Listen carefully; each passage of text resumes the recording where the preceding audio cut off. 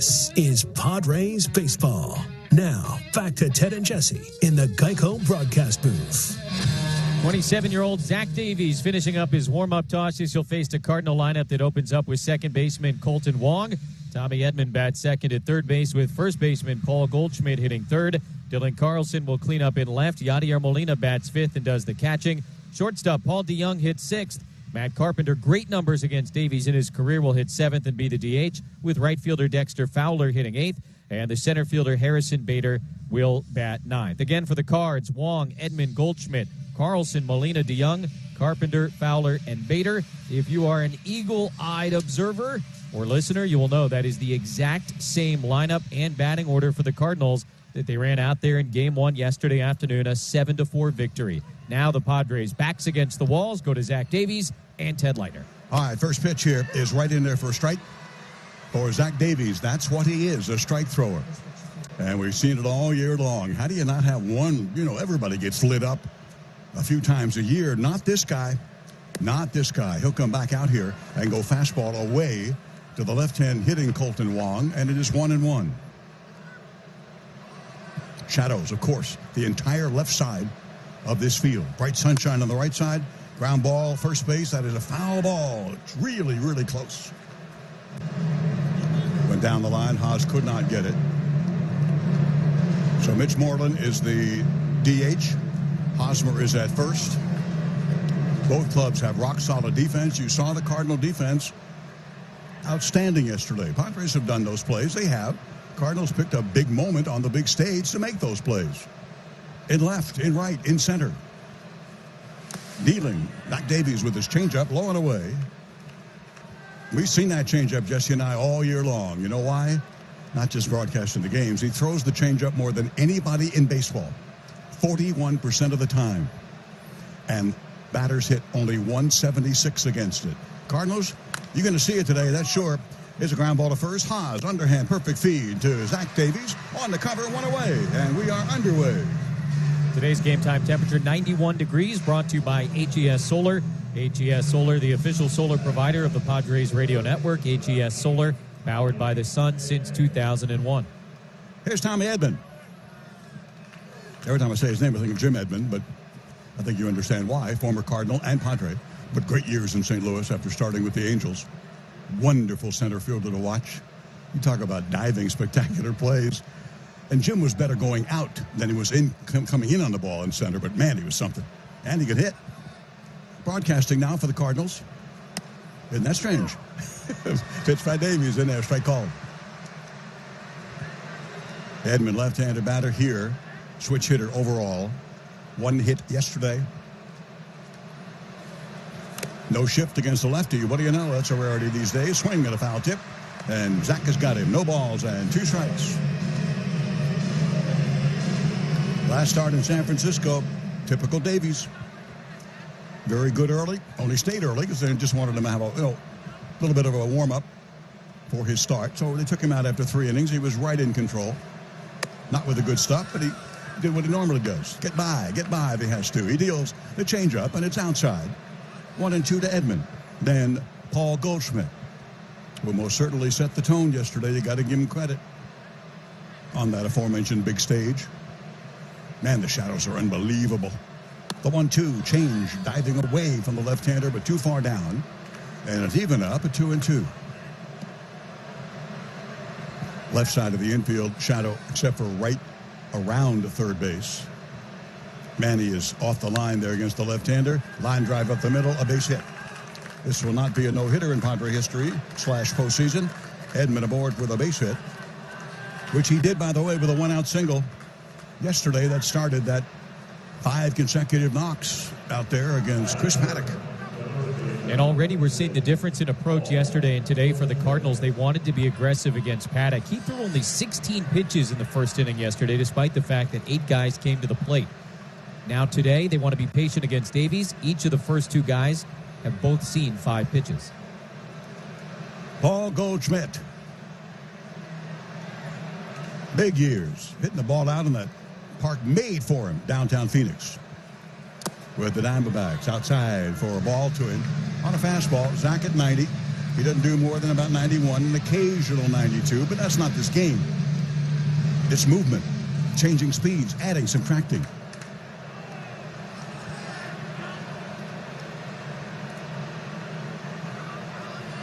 Not in the shift, but Cronenworth really close to second. Unusual for a right-handed batter. Zach's fastball, strike call, even up at 1-1.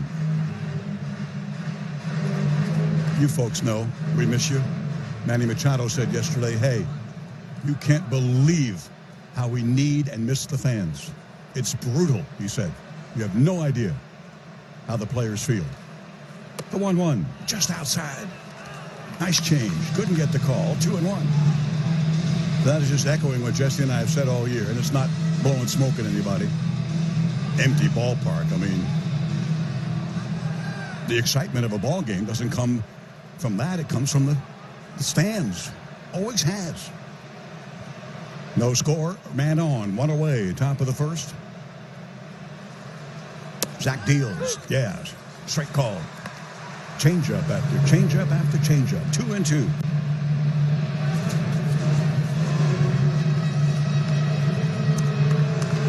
What's that line from the movie The Airplane? Zach, just want you to know, we're all counting on you. That's a lot of pressure.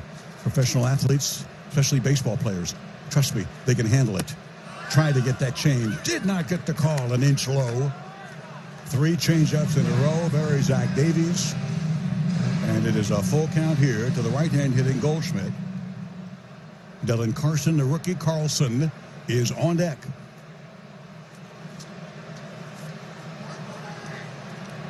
What a trade with Milwaukee. Take a bow, AJ. Nicely done. Runner going. This ball is lifted down the right field line. Will Myers will go over, but it's foul and in the seats and out of play. Zach, 6 foot, 180 pounds. Puyallup, Washington, about a 25-minute drive south of Seattle.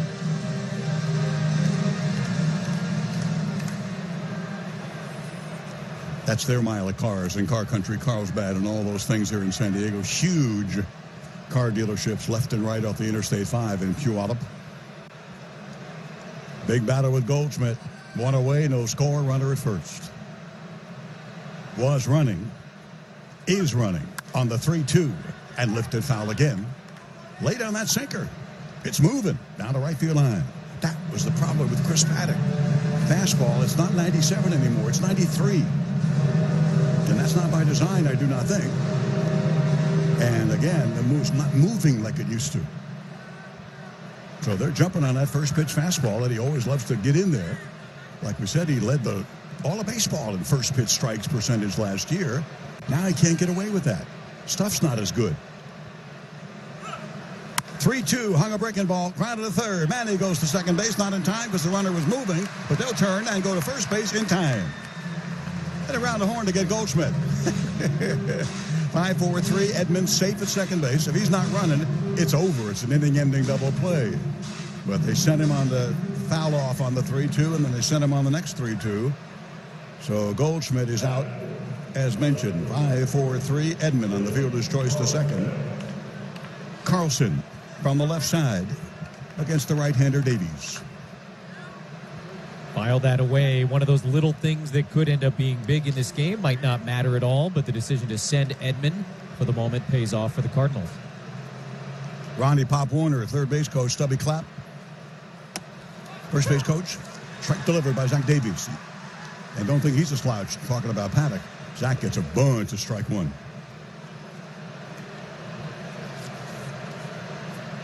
It's the sinker at 42%, changeup at 41. I've never seen that in my lifetime. A little bit of cutter at 13%, curve at about 3%. Dealing here, yeah, changeup. And low a ball, 1-1 to Carlson. This young man looks like the goods. Their 33rd round overall, 34th, not round, but 33rd selection total in the 16 draft, which was a good draft for my Padres. A lot of pitching. Not all still here, but a lot of pitching. Lucchese's still here. Zach deals, changeup, diving low. Had the same problem in San Francisco early on. And about a time that they just wanted to get him out after he had his innings in the third. Started to get the better command on the sinker and the changeup.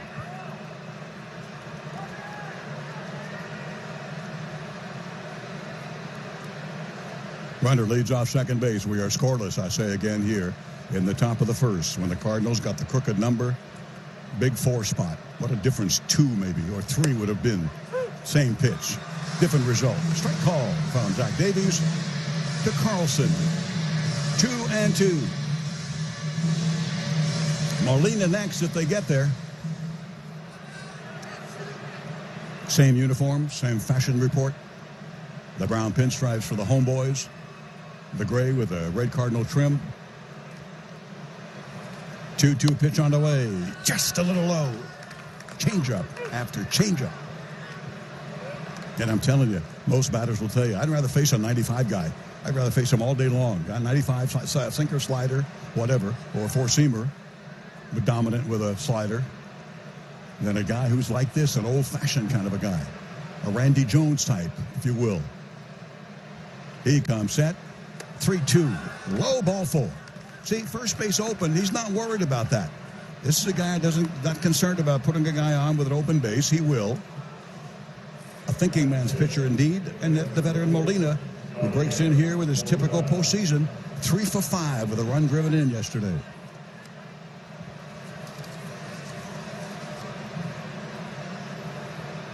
I know what you're thinking. 1, 2, 3 in the first would have been nice after yesterday, but it hasn't happened.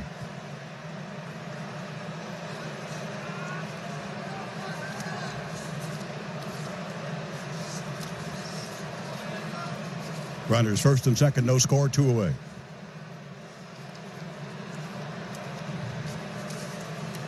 Zach deals in there for a strike. Going back to the fastball. I'd bet it would not be a changeup, that's for sure.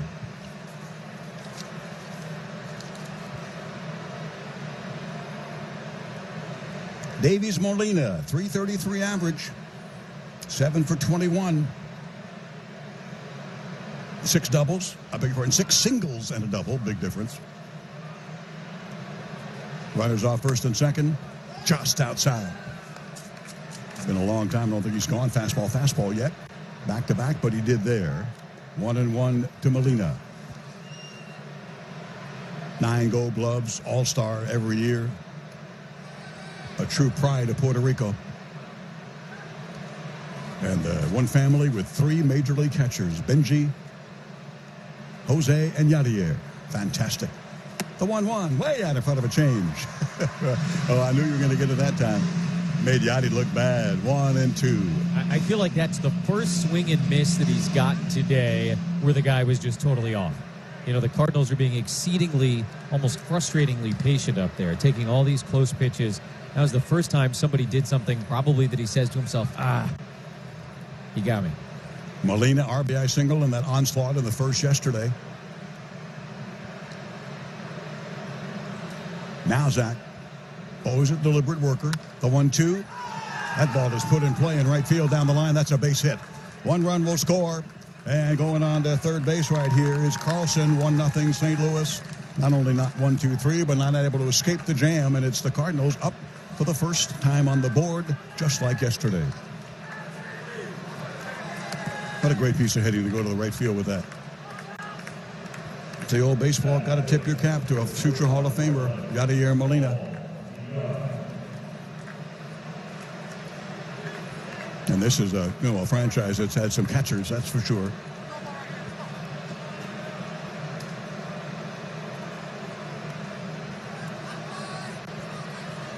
RBI single first.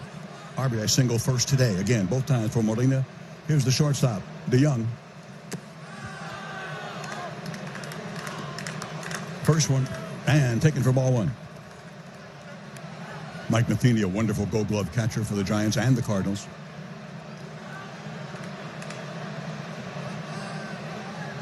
Teddy Simmons, fantastic, supposed to go in the Hall of Fame induction this year, but there was no induction. Former Padre coach and Cardinal catcher. It's a ground ball to third base to Manny. Now will be ended. Short hop. Manny will go to short wait. On to second base to Cronenworth to get the force on Molina. 5-4. DeYoung is done. Could have been worse. 1 run. A walk and a couple of hits and a couple of men left for the St. Louis Cardinals. They get one. My Padres are coming to bat on the Padres Radio Network. Game 2 of the 2020 Wild Card Series. We had baseball in 2020. So thankful. So thankful. America needed it. MLB was there. Thank you, owners. Thank you, players. First pitch from Adam Wainwright. A strike to Trent Grisham. 1-0 St. Louis. Grisham, 9 spot yesterday. Now against the right-hander. Up to the leadoff spot. Then Tatis. Then Machado. Now another strike on a cutter. 0-2. Padres faced him in the 2006 playoffs. He was the winner in the final game and win. His 15th postseason start. They got a lot of experience and stuff out there today, no question. Delivering outside to Grisham, 1-2. Trent's only had 2 at-bats against him. It was a single. And it's a ground ball to first here. Grabbing it, racing to the bag. In time is Paul Goldschmidt. 3-time Gold Glover, not challenged by that one, but a hard hit. That matters. One gone. Grisham hit this yesterday. We got on twice by walk. Fernando Tatis Jr.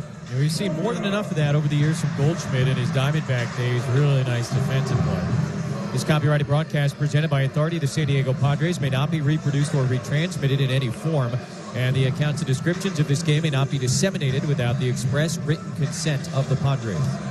Fernando had an at-bat against him in the ball game last year. They started against Adam Wainwright. You remember when the Padres played the Cardinals and the Mets and everybody else. I don't know why it seems like a long time ago. It's not. It was the 2019 season. Junior's got one foot in the box and 1 out. And now Wainwright will get on the rubber. Cardinals by a run.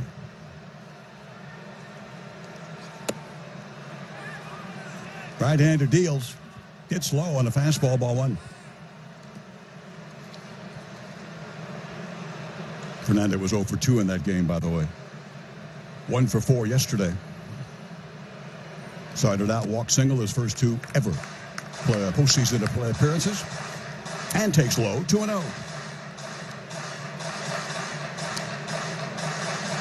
15th time that this battery has worked in the postseason. And that's something. Wainwright Molina. That's a lot of games between those two. Molina the most in National League postseason history. He deals with the curveball right here and swing and a miss, 2-1. Well, there's a reason his Twitter handle is Uncle Charlie. That would be it. Give you a hint right there. That's a tip-off. Sure, sure. That's all the scouting report you need, right? Yep. A lot of change from Zach Davies. A lot of curveball from this big fella. 6'7" right-hander deals. It's fouled out of play on the first base side. And, of course, Molina leads National League history in postseason because you can't get the American League. You got that core, with the Yankees. With Jeter and Bernie Williams and those guys that have, obviously, and Posada. They're the top 3 ever in American League postseason play. This one's off a breaking ball. This is in the left field. That is a base hit. Rounding. Big time, Fernando. My gosh, he goes about 20 feet beyond first. Pushing it. And if they make a bobble, they make a mistake. You know what he's doing. He's going. You're absolutely right. And to me, the most remarkable thing watching that, because let's just start here. That is a routine ground ball base hit through the left side of the infield.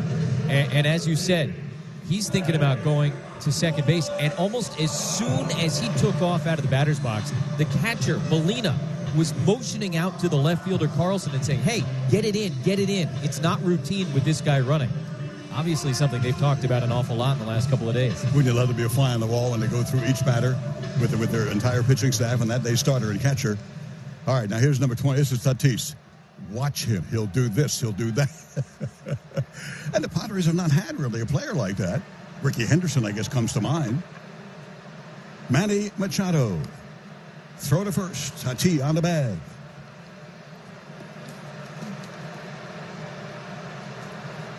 Manny in a Dodger-Cardinal game has a home run off Adam Wainwright.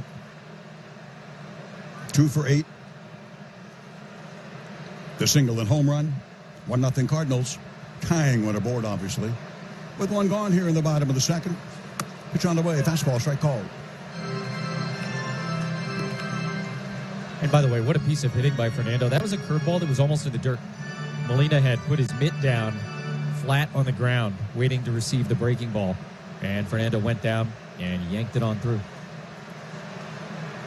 Right-hander, 6'7", 230 from Brunswick, Georgia.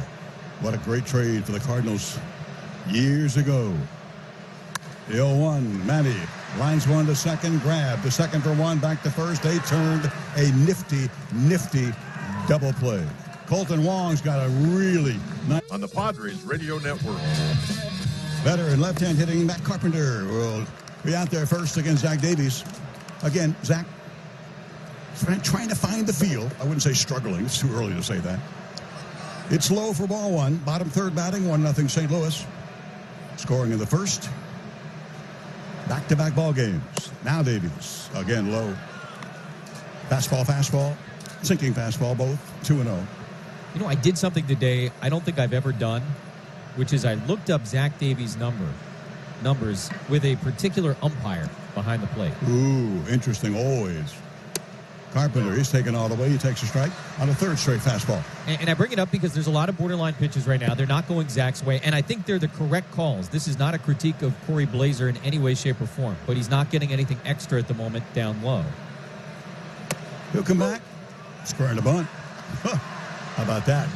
Offered at it on a changeup, 2-2. And only 2 or 3 starts with Blazer behind the dish in his career, and very good numbers. So it hasn't been an issue for him in the past, but I don't know why. Before this game, I thought, you know what, I'm curious. I wonder. So there was nothing really there. It was good for Zach, but he's definitely not getting calls so far. He'll get another fastball a little bit low. Not getting it up enough. That happened a little bit early in San Francisco on the last start. Padres are in the shift. Manny's in mid-right field. Will Myers deep.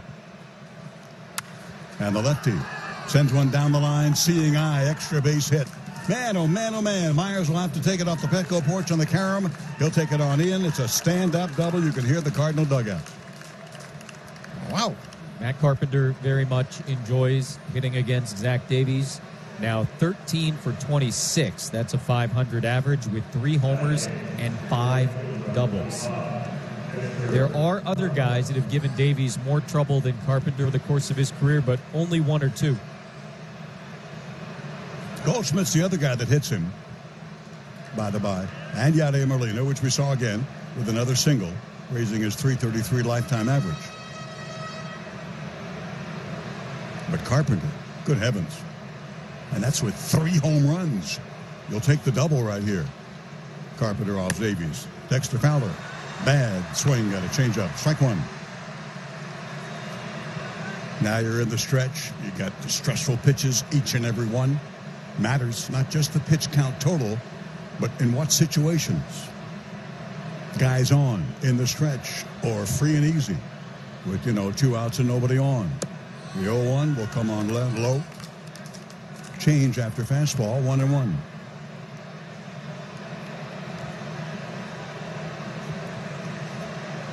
One nothing St. Louis, now with 3 hits. Padres got the 1-out single by Tatis. Wiped out on the double play by Machado. On the ground ball to second. 1-1, strike call. Right now, to me, the fastball looks better commanded than the changeup.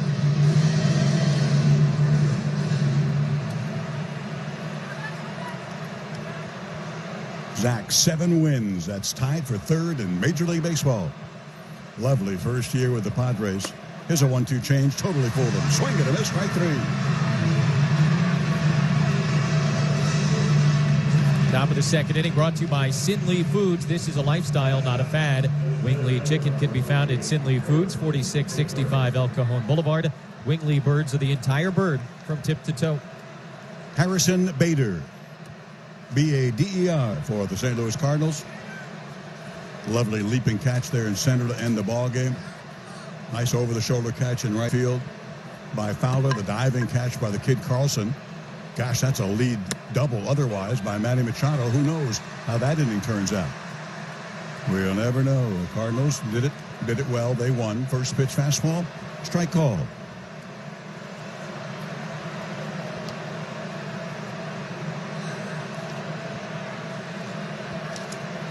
Right-hander right here. Man at second with one away. And coming outside once again. 1-1.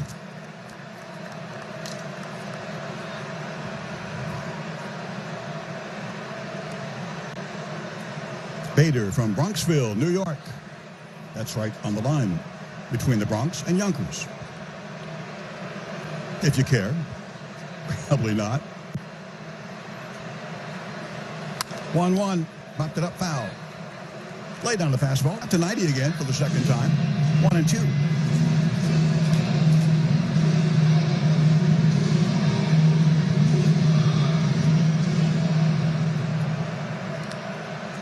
Had a friend lived in Bronxville. Several. I figured my only chance to mention it. Not that truly anybody cares. Bader does, I guess. The 1-2, low and outside. His name was Brian Carney, and he was Art Carney's son, the great Art Carney actor with Jackie Gleason and the Honeymooners and all that.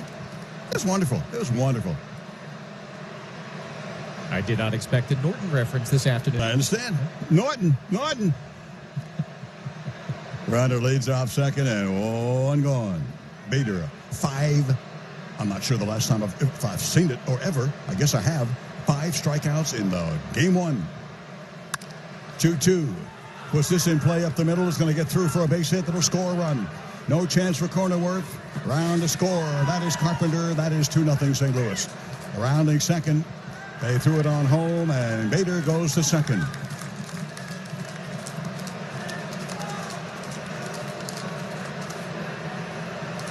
I'm not liking the trend here early. I'm not. They did not score in that second when I thought Paddock was settling in very nicely.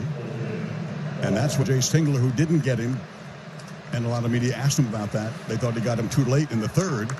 And Jay said he thought he was going to settle in. Well, he did settle in the second, but then he was getting hit again in the third. They did not score in that second, but they have scored here in this game, too, second inning. Top of the order, Colton Wong.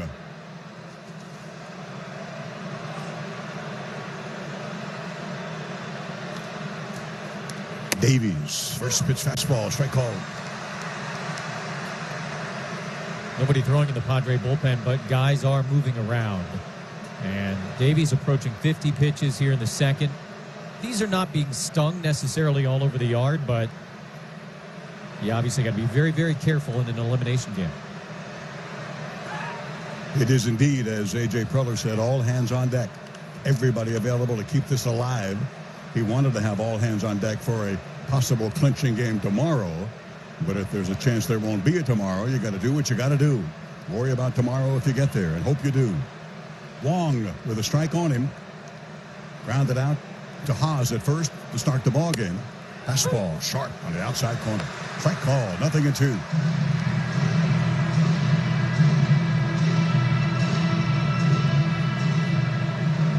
Tatis was deep and shading toward the bag. Now he comes into a normal position. Now he backs up again. Coming in front of that runner at second base and backing up. That runner is Bader. He's got some speed. One gone. 0-2. Yanked down the right field line. That is gone. Things are not going well for my Padres. Nobody wants to end this marvelous season. Nobody, except the St. Louis Cardinals. And they lead 4-0. Colton Wong.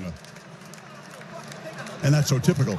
You have guys that had huge years, the big home run hitters, and a lot of times it's the second baseman, the Jerry Colemans, MVPs of World Series, and Jerry was in 1950.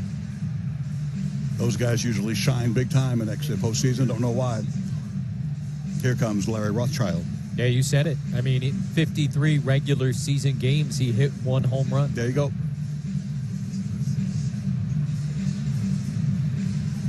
It's always guys like that. Remember Lumke with the Braves and Bobby Richardson with the Yankees and Jerry I mentioned. big-time postseasons. Just happens that way. Billy Martin was a big postseason guy in his playing days. Boy, there's a hush. I don't mean in the ballpark. I mean throughout our community. And Padre fans literally around the world. We hear from them on Twitter all the time. It means a lot to us. 4-0. First pitch, again, Tommy Edman fouls it straight back on the third base side. Wow. And this is a guy that never gives up home runs. I mean, everything is going counter to form. Because that's why baseball drives you up the wall. He'll deal his fastball. And a strike called. Second 0-2 count in this inning. The top of the second. You could not be more right, because this is the first time in 2020 Zach Davies has allowed runs in consecutive innings. Just amazing to me. This sport's something else. It's a great game in so many ways, but it will drive you crazy, which is outside. The late, great Bart Giamatti, the commissioner, said the game by its very nature is designed to drive you crazy. Players and fans. 1-2 Zach. Swung on. Man, missed. Strike three. Changeup. Got Edman after a single by Tommy in the first. Second strikeout of the inning in the game for Mr. Davies. Here's Paul Goldschmidt. But I mean, Zach, he'd been in single figures in home runs. 5 starts without giving up even one. Now that one. Goldschmidt, the 2-run shot in the first yesterday, takes a strike right here. His pitchers actually look sharper. And now the 2 batters after the home run. Crooked number, 3-run second inning. Goldschmidt will foul it back. The cutter right there, 0-2. Pierce Johnson is up and about to be throwing in the bullpen. Like you said, if you're going to be forced to go to a bullpen day tomorrow, you wanted, in a perfect world, Davies to go deep. Goldschmidt ground in the double play. First, takes it here. Fastball, strike 3 call. He's got some questions. He does not think that's a strike, but it will be forevermore. He struck out the side, but that doesn't tell the story here. Zach Davies in the second inning. They get 3 runs to the Cardinals. Now, back to Ted and Jesse in the Geico broadcast booth. Edgar Hosmer stepping in to face Adam Wainwright. 4-0 St. Louis. First pitch swinging in the air. Backing up everybody. Shortstop, second base. It'll be the shortstop, DeYoung, called off behind him by the second baseman, that guy Colton Wong, who just hit a devastating 2-run home run, has the putout. 1 pitch and 1 away in the bottom of the second. Here's Tommy Pham. Paz, by the way, has had some at-bats against Wainwright. Never really hit him.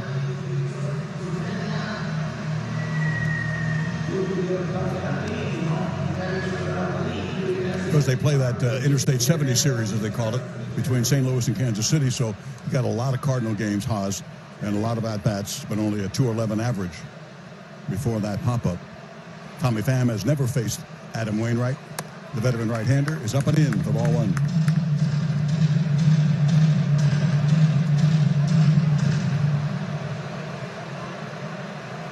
I don't need to tell you, folks, it's early.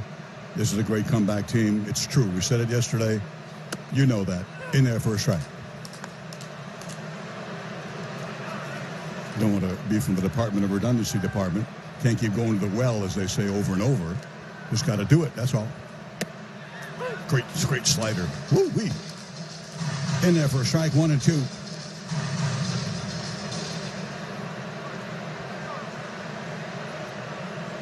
Shadows creeping in everywhere, but a couple of spots in right and left center. That's it. Wainwright deals his fastball, and it's inside at 2 and 2. Again, this was a 95-96 when the Padres were facing him back in 2006 and after that in regular season games. But with that curveball, 90's just plenty. Like Zach Davies knows how to pitch. 2-2 curve, grounded to third. That's a foul ball. Pham not waiting around. Dropped that bat and sprinted toward first base. They will bring them on back here. Bottom of the second inning brought to you by ThankYouHeroes.com. Founders of the home rebate program designed to provide a safe place for our military and the first responders to buy and sell their homes. Padres Radio Network proud to have Thank You Heroes as a partner on Military Sundays this past season.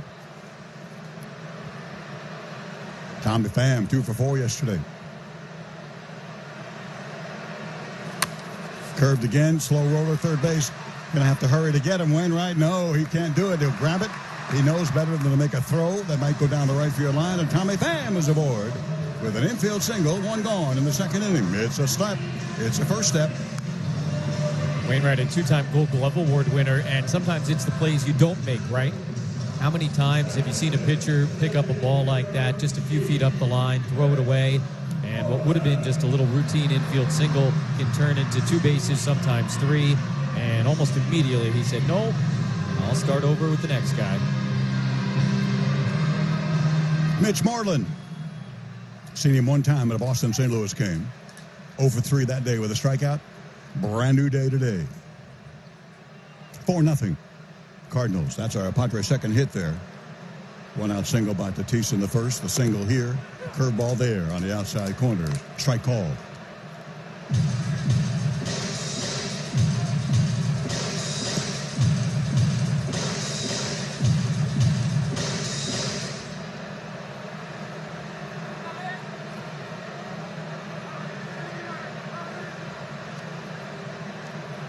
Moreland did not play yesterday.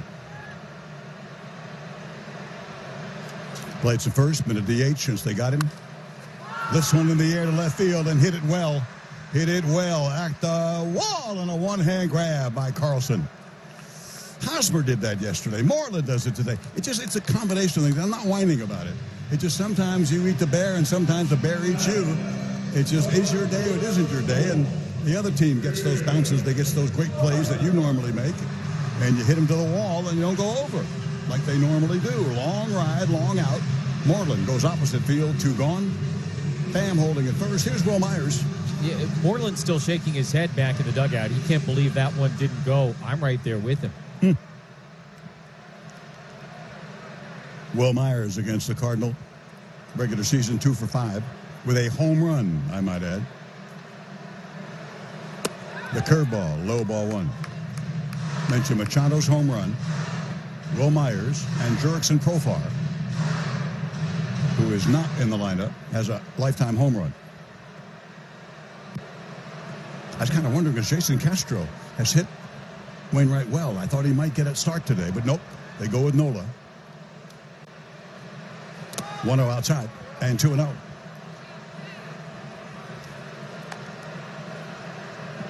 Grounder at first and 2 away. The Cardinals yesterday, the 4 spot in the first. Here today, they got 1, then 3 in the second.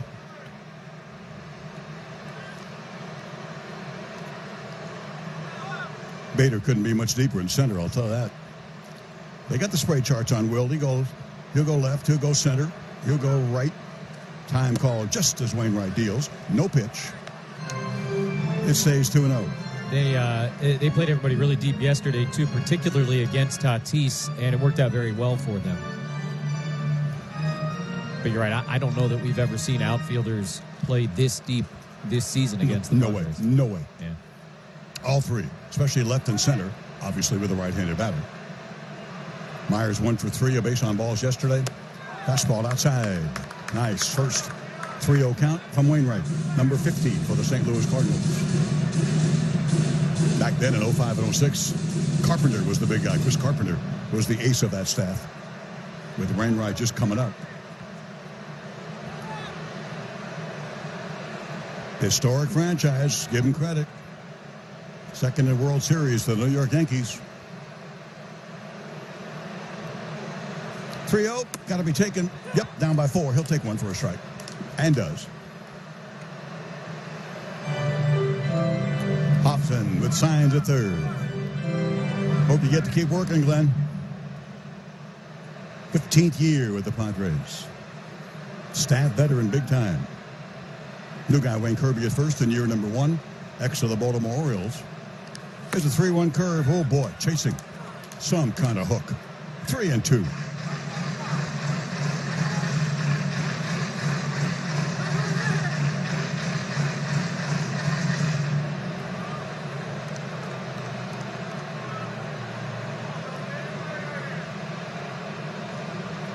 Nola in that A spot, speaking to the catchers, if they get there with 2 away. Runner will be moving.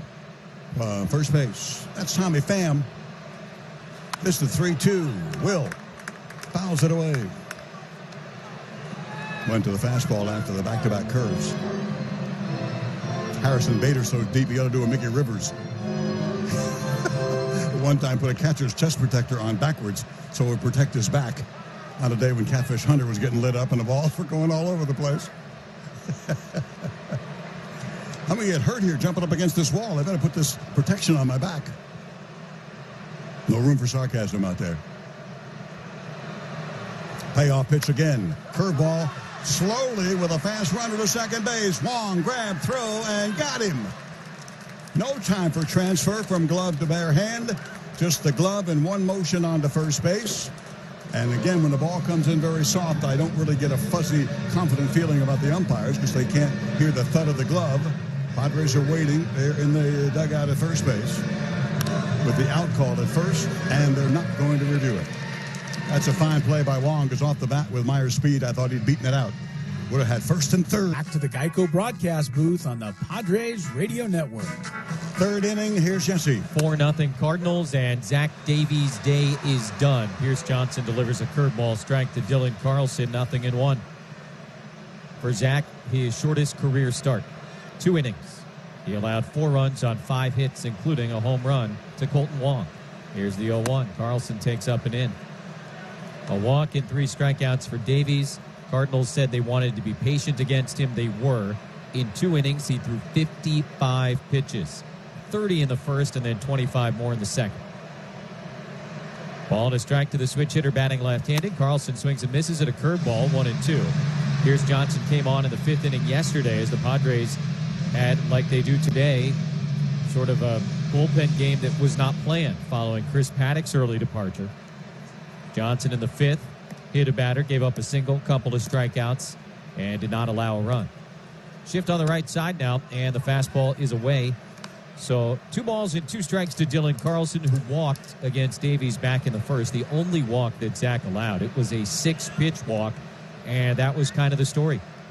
They made him work. They didn't go chasing the changeup. They took a lot of borderline pitches. They showed off their eye and executed the scouting report better than any team against Zach this year. Here's the 2-2. Carlson swing and a miss. So Pierce Johnson comes in, strikes out the first guy that he sees. 1 out in the top of the 3rd. Pitching change brought to you by GTM Stores. GTM stocks its shelves daily with thousands of name brand items that you need and up to 70% below other retailers. Subscribe at gtmstores.com for a 20% off coupon. So the unplanned bullpen day starts with Pierce Johnson striking out Dylan Carlson in the 3rd. Here's Yadier Molina, RBI single his first time. That opened the run scoring for the Cardinals. And he takes an ugly swing and a miss at a curveball in the dirt. 0-1. And showing, we were talking about how nothing's going to form. That's not a complaint. That's baseball. Cardinals don't hit much. They're hitting like crazy. So forth and so on. Who do you think in all those matchups in this NL Central with Zach Davies and the Cardinals, who do you think he owns more than anybody? Colton Wong. 2 for 17 lifetime. 2-run home run. Changes everything from 2-0 to 4-0. That's the way it's going. 0-1 pitch, another curveball, this time taken for a strike on the outside corner. So we got ahead of Carlson quickly. Now he's ahead of Molina. No balls and 2 strikes. 4 runs on 5 hits for the Cardinals. No runs on 2 hits for the Padres. And already, by my count, in 2 innings, the Cardinals have made 3 stellar defensive plays. Kind of feels like a continuation of yesterday's game. Here comes the 0-2 from Pierce Johnson. Curveball hit off the end of the bat into right field. Should be routine for Myers. Fighting the sun a little bit, but he gets there to make the catch. And 2 down in the top of the 3rd as we pause 10 seconds for station identification on the Padres Radio Network. KWFN-FM and KWFN HD1 San Diego, a radio.com sports station. This is Eric Hosmer from the San Diego Padres. The Padres play here on 97.3 The Fan. Bad news first. Cardinals with a 4-0 lead in Game 2 of this National League wildcard series. The good news, it's only the top of the 3rd inning. And the Padres, as you've likely heard 100 times in the last 24 hours, more comeback wins than any team in baseball this season. Here's Paul DeYoung against the reliever Pierce Johnson, and a first-pitch curveball for a strike, 0-1. DeYoung made the final out of the 1st inning against the starter Zach Davies. He grounded into a fielder's choice. Johnson works quickly. It's all fastballs and curveballs, and he has been outstanding in 2020. Fastball misses up and away. And the count goes to 1-1. DeYoung was aboard safely all 5 times in yesterday's game. 2 for 2 with an RBI single and a double. He was also hit by a pitch. He walked twice and scored a run. So they finally got him out back in the first inning. 1 ball and 1 strike to the right-handed hitter. Johnson set at the letters. Now the pitch, and he yanks the fastball outside. 2 balls and a strike. Just a correction. It'll bother me more than anybody else what I mentioned in the guys like Jerry Coleman and Billy Martin and Colton Wong having big postseasons instead of the big guys. But I said Lemke. It's Lemke who was playing. Remember, Lemke had a huge Atlanta Braves postseason. Their second baseman way back when. Not Lemke. 2-1, tipped into the catcher's mitt, and strike 2. So Pierce Johnson out of the bullpen here in the 3rd inning, and Adrian Morejon warming now for the Padres. Remember, a lot of these guys worked yesterday as the Padres used a record number of pitchers in the Game 1 loss. 2-2. Here's the pitch, and DeYoung swings and misses at the curveball. A very efficient and effective 1-2-3 third for Pierce Johnson. That's where it starts. Now it's the offense's turn. 15 elimination game for the Padres. Cards win yesterday, and they need only 1 victory to advance to the division series. Austin Nola leading off against Adam Wainwright, and he takes a first pitch fastball at the top of the zone for a strike, 0-1. Cardinals got 4 runs in the first 2 innings against Zach Davies. That's all for Zach. Pierce Johnson works a 1-2-3 third, and now the offense got to try and get to work against the 39-year-old right-hander. Fastball strike on the outside corner, 0-2 on Nola. So far, the Padres have managed 2 hits against Wainwright, a couple of singles, one of which went about, 12 feet up the third baseline for Tommy Pham. Here's the 0-2. Nola takes the slow curveball in the dirt, and it goes to a ball and a strike. Cardinals have already made 3 stellar defensive plays. Kind of feels like a resumption of what took place yesterday afternoon. First batter in the bottom of the first inning, Trent Grisham hit a screamer up the first baseline. Goldschmidt made a diving play and beat Trent to the bag. And then Colton Wong already with 2 great defensive plays. Ball and 2 strikes to Nola. Here's the pitch from Wainwright. That's fouled into the netting near the Padre on deck circle right side. So Nola will continue to battle here. And I'll say this, if you're looking for reasons to be hopeful, Wainwright does not appear, at least so far in 2 innings, to be overpowering or dominant. As mentioned, he's getting help from his defense. Padres are putting balls in play. Moreland just missed a 2-run homer last inning, and he's yet to strike anybody out. 2 strikes here, though, and the pitch to Nola is taken high. There's a check swing. They appeal to first, but no way. And the count evens up. 2 balls and 2 strikes on the Padre catcher. A productive afternoon yesterday for Austin Nola at the plate. Couple of sacrifice flies. One of them, though, one of the very key plays in the game. Turned into that double play in the 6th inning when Jake Cronenworth was caught up. Here's a big slow curve on the inside corner, and strike 3 called. That is Uncle Charlie. And that's 1 away in the bottom of the 3rd. Padre Baseball brought to you by Valvoline Instant Oil Change Centers. 30 locations all over San Diego. Don't even have to get out of your car. Just roll in. They'll do their thing, get you in and out in about 15 minutes. Go to SoCalOilChange.com for directions and discounts. SoCalOilChange.com. 1 out, nobody aboard for the number 9 hitter, Jake Cronenworth. Just mentioned the sac fly double play. He had an eventful day yesterday, certainly, and he takes a fastball strike on the outer edge.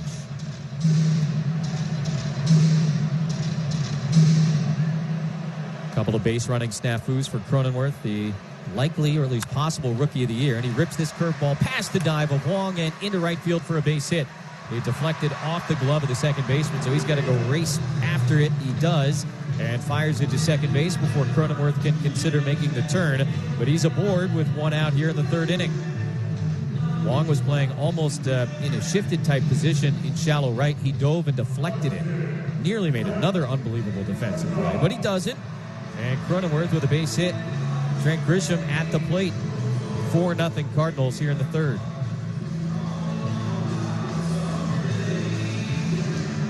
Speaking of Cronenworth, I loved it when they had his the stat on his triple in the last Padre triple in postseason in 06 by Dave Roberts, manager of the Los Angeles Dodgers, then outfielder from San Diego Padres in 06. Before yesterday, Roberts was the last guy to take an at-bat for the Padres in a postseason game. And he did it against Wainwright in 06. First pitch inside to Grisham. That was the cutter. 1 ball and no strikes to Trent. As mentioned, he's 0 for 1 thanks to Paul Goldschmidt's golden glove over at first base. Left-handed hitter came with Zach Davies from Milwaukee. in a trade back in November. Despite Davies' brief outing today, obviously a winning transaction for the 2020 season. 1-0 pitch taken, and it'll look good, maybe inside. 2 balls and no strikes to Grisham. You can hear the Cardinal dugout giving it to the plate umpire, Corey Blazer, a little bit. Davies allowing runs in back-to-back innings for the first time this year. Davies allowing more than 3 runs for the first time in a game this year. 4-0 Cardinals in the bottom of the third. Cronenworth on first, 1 away.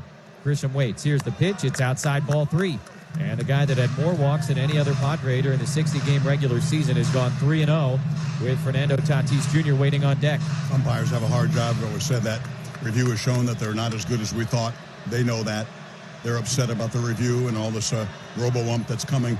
But you have to admit, in terms of feelings, all that they hear now with an empty stadium from the dugouts, they've never heard all of this before in their lives. And maybe credit to them that they're not ejecting everybody that says everything. 3-0, outside, ball 4. And Grisham draws the walk. Padres, runners on first and second, 1 out with Tatis coming up. Again, in terms of this feeling like yesterday's game, Padres with opportunities. Yesterday, unable to cash in. They left 9 men on base, were 1 for 5 with runners in scoring position. They had their chances. There were great defensive plays by the Cardinals.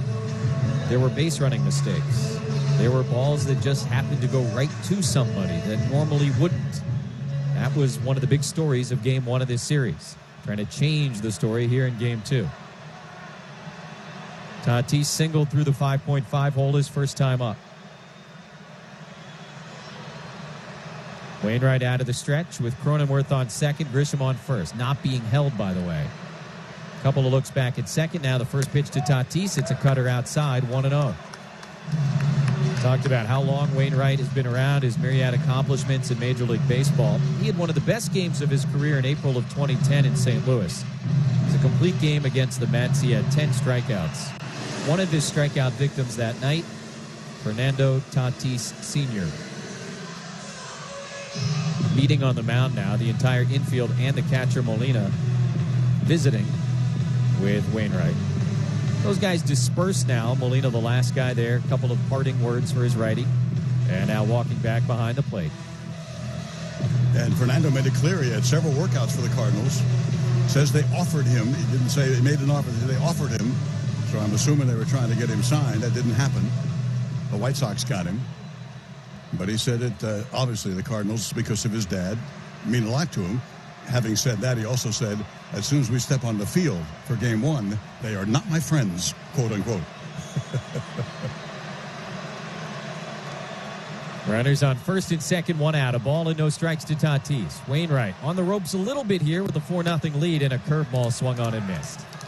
76 miles an hour. Tatis clearly geared up for something else. And the count goes to 1-1. Padres with multiple guys on base for the first time today against Wainwright. For all the talk about the Padre bullpen getting a little bit overused in Game 1, the Cardinals also asked a lot of their relief corps. Kwang Young Kim went only 3 2/3. Drive the pitch count up. It can pay dividends later. Here's the 1-1. Fouled straight back. Tatis on that pitch, and now 1-2 to Fernando. Wainwright really did seem to turn back the clock a little bit this year. It was a resurgent 2020. Threw a complete game on his 39th birthday a few weeks ago. Last start was Saturday at Milwaukee, worked into the 7th inning. He has gone deep into games here in 2020. A lot of decisions, including 6 straight. He is not peak Adam Wainwright, but he's still pretty darn good. And a formidable opponent certainly in Game 2 of this series. Tatis asked for time there just as Wainwright was coming set.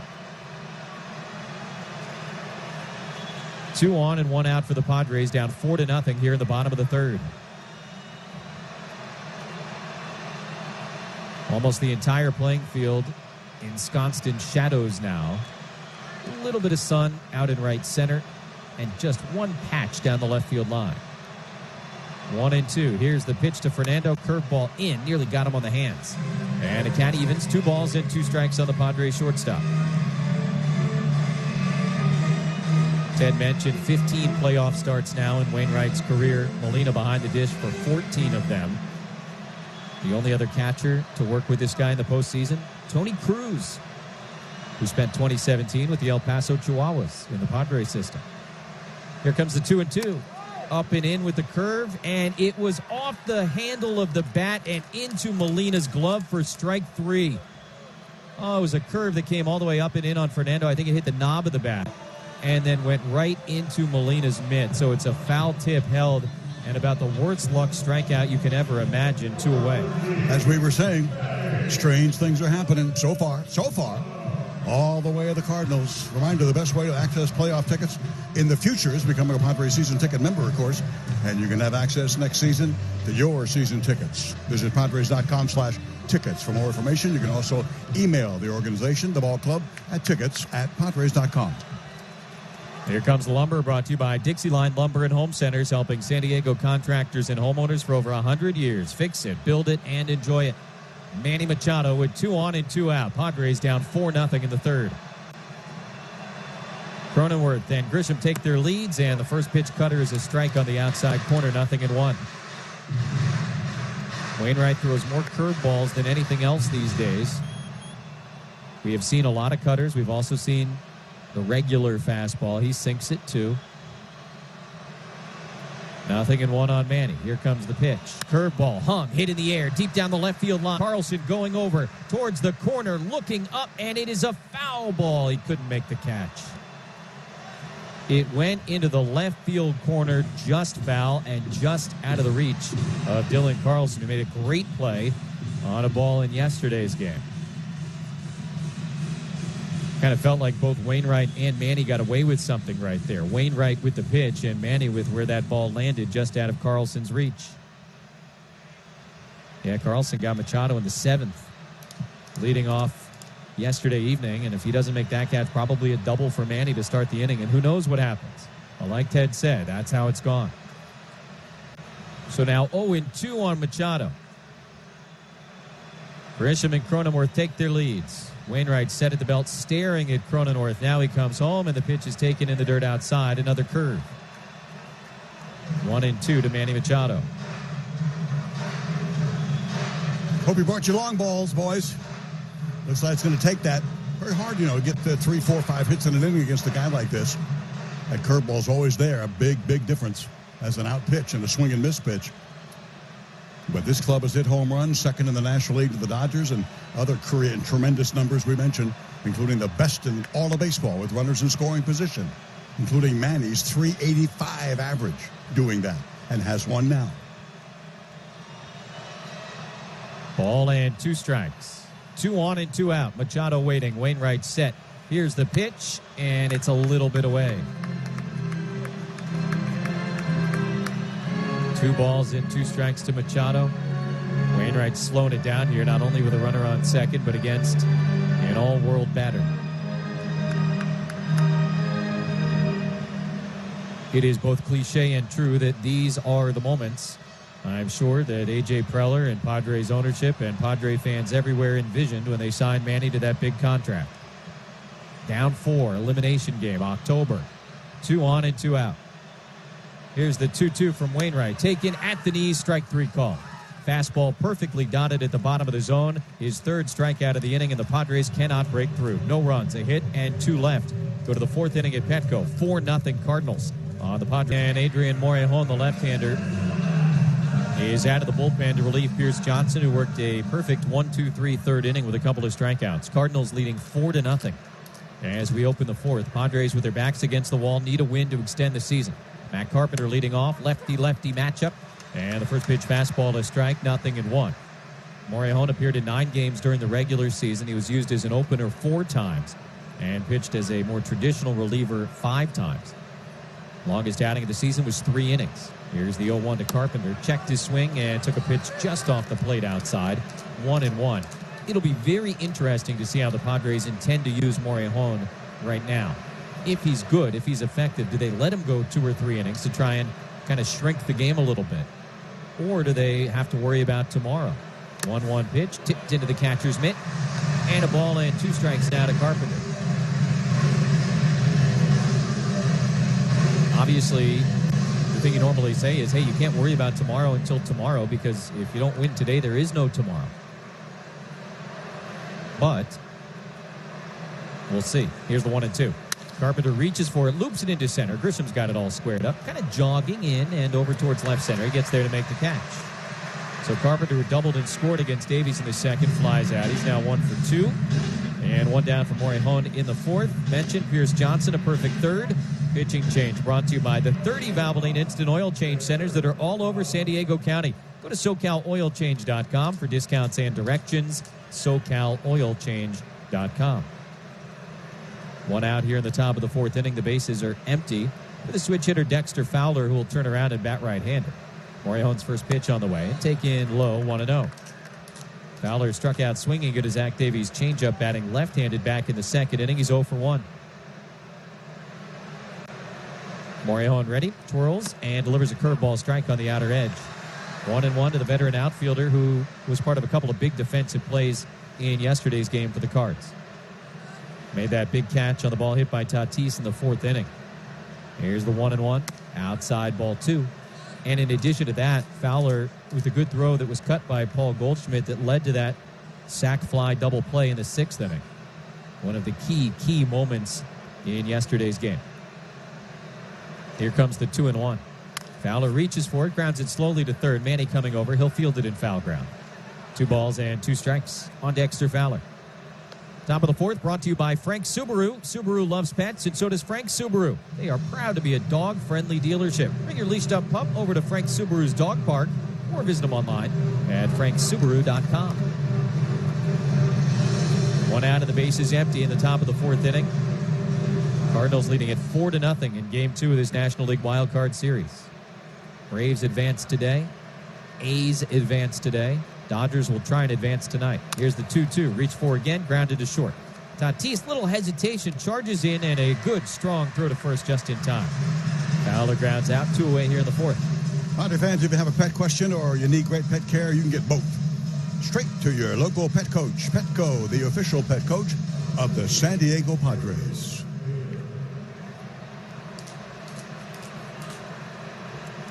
Two outs, the base is empty for Harrison Bader. Had a miserable afternoon at the plate yesterday, but in his first at-bat this afternoon, an RBI single, and then came in to score a run. So he has put it behind him, obviously. 2 outs, nobody aboard, and the first pitch from Morejon, a good curve for a strike. 0-1. How bad was his day yesterday? Well, just to start, he was 0 for 5 with 5 strikeouts. That's bad on any day. Here's the 0-1. Swung on and lifted foul right side. How many times has a guy had a 5 strikeout game in the postseason? 3 ever in history. Last guy to do it, Reggie Sanders with the Reds in 1995. The only other time somebody had a 5 strikeout game in the postseason was the 1932 World Series. Here's the 0-2 pitch. Reach for, grounded foul, third base. You got to help me with the name, Teddy, if you know it. George Pigris of the 1932 Yankees. Don't know it. Nope, never heard it. I guess he struck out 5 times in the World Series. You might fade away after that season. Pigras. No, know it. Don't know him, George. I know Reggie Sanders, though, and Wendy. And I'm going to tell him it was Jesse that brought that up, guys, not Teddy. It's history. It's not my fault. Bader fouls it out. Blame Bader. If he hadn't done it yesterday, we're not talking about I know it. Reggie Sanders in 95. Reggie's a great guy. Wendy went to San Diego State, his wife. Aztec for life. Bader, a Gator out of the University of Florida. So blame him. Reggie, apologies for bringing up a bad memory. 0-2. Here's the pitch in the dirt. 4-0 Cardinals in the fourth. Padre bullpen again really did a stellar job yesterday after Paddock's early struggles. A lot was asked of them. They came through. It was such a weird game because Padres were in it, although at times it didn't feel like they were, if that makes sense. Down 2, felt like it was more, at least up here, and could never get all the way back. Here's the 1-2, reach for, poked into center field. Grisham jogging in. Again, he'll just glide to the spot, wait for it, and make the catch. A 1-2-3 fourth inning for Adrian Morejon after Pierce Johnson did the same in the third. We have played 3.5. Cardinals 4 in the Padres inning. Padres trailing the St. Louis Cardinals 4-0 in an elimination game And Eric Hosmer to lead off against Adam Wainwright. Guys have seen a lot of each other over the years, even from Hos's Kansas City days. Cards and Royals would play every year, of course, in Interleague. And the first pitch to Hosmer, big slow curve. I'm sure you've seen that before. And a called strike, 0-1. 4 for 19 in his career during the regular season against Wainwright. More at-bats against him than any other Padre. 0 for 1 this afternoon. He popped up to Colton Wong in the second. Here he takes, and it's outside. 1 ball and 1 strike. Hosmer, of course, oodles of postseason experience. Won back-to-back pennants with the Royals in 2014 and 2015, and then won, as we call it, the big cake 5 years ago. 1-1 curve, a strike on the outer edge. Hosmer now playing in his 33rd career postseason game. That's the I-70 series, right? I believe so. Yeah, Kansas City 70 on the 70. The St. Louis. From one side of Missouri to the other. That's it. Straight across. Here's the 1-2. Hosmer late swing, and he pushes it the other way. A fair ball down the left field line. Carlson coming over. He gets to it quickly. That'll hold Hos to a single, but he beats the shift. And the Padres with the leadoff man aboard for the first time in 4 innings. Got to get something going. Tommy Pham coming up.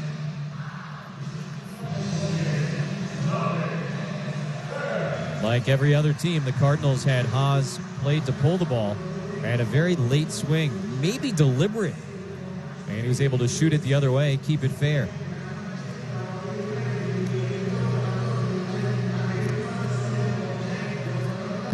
Fourth hit of the day for the Padres. One of the others belongs to this guy, Pham, an infield single back in the second inning. Just a slow dribbler up the third baseline. Wainwright picked it up with the bare hand, put it in his pocket. Hos leads at first, and the pitch to Pham is swung on line to center field. That'll be a base hit. Back-to-back singles for the Padres to start the 4th inning. 2 on, nobody out. Mitch Moreland coming up. He missed a home run by about 3 feet back in the second inning. MLB app, that's the #1 place to get everything you need on this postseason. With video highlights and pitch tracking, they got individual scoring, every single scoring play in every single playoff game and statistics. The MLB app for the postseason in your pocket. Talked about Hosmer's postseason experience. That's nothing compared to Mitch Moreland. This is his 49th career postseason game. Won 2 pennants with the Rangers in 10 and 11, and then won it all with the Red Sox 2 years ago. Left-hand hitter in the lineup to face Wainwright. First pitch coming, curveball and a strike. Is he commanding the curve today or what? And without that, then he becomes ordinary with that 90-mile-an-hour fastball. But he's got the curve. Zach did not have the great changeup and fastball. Actually, it looked like he was throwing more fastballs than changeups for that very reason. But this guy has brought the hook. The entire complexion of this game could change during this at-bat. 2 on and nobody out. 0-1. The pitch to Moreland is high. That was the cutter from Wainwright. 1 ball and 1 strike. Mentioned Moreland just missed a home run his first time up. He sent the left fielder Carlson to the wall. I thought he got it. And the ball just kind of died out on the warning track. Pham at first, Hosmer at second, nobody down. Wainwright, a couple of looks back. A long look now. Here's the pitch. Outside, ball 2. Adam Wainwright has been through the postseason ringer as a starter and as a reliever so many times. I'm sure Mike Schilt, Mike Maddox, and the Cardinal organization have as much faith in him as they do anybody. But they're not going to let him get in too much trouble. And the Padres have an opportunity to strike right now.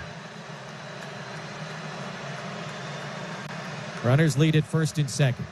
2 balls and a strike. Here's the pitch to Moreland. Swung on and tipped into the catcher's mitt. 2-2. Another curve. One of the fun things about playoff baseball is you get to dissect every single decision. Not just during the game, but before the game as well. And one of the big decisions Jay Singler and the Padres had to make today was, I think, basically Moreland or Profar. That's what it came down to in terms of the starting lineup. Which one of those guys would play? They chose Moreland, and here he is in a big spot. 2 balls and 2 strikes the count. Here's the pitch from Wainwright. It's a curveball, and it's ripped on the ground, foul at first base. And with those postseason numbers that you mentioned in terms of games and his superior power, I'd make that decision. Rather than having to switch to the Profar from the left side. That's his stronger side, yeah. I'd still take Moreland, no offense to Jerkson.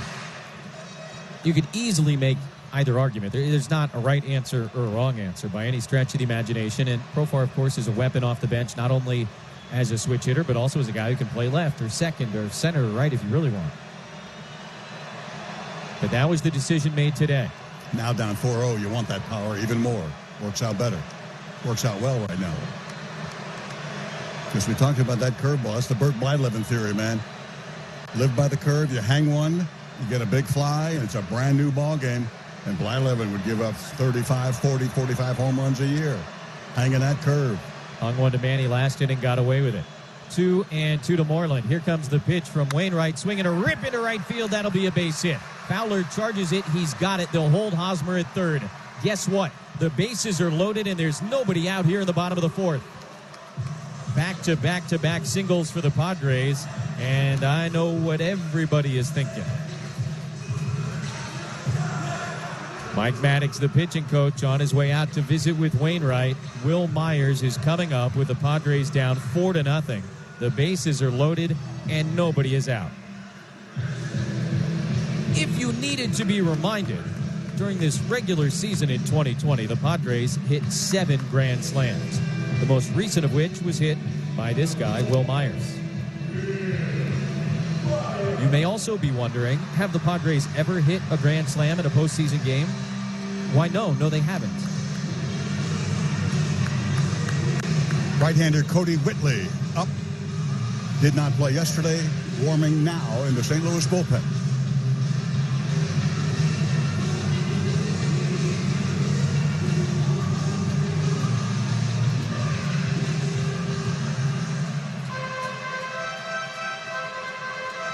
Four nothing Cardinals in the fourth, and the Padres with the bases loaded, nobody out. Myers 0 for 1, but only because Colton Wong made a great defensive play on a little dribbler to the right side. There's an underhand scoop to Goldschmidt.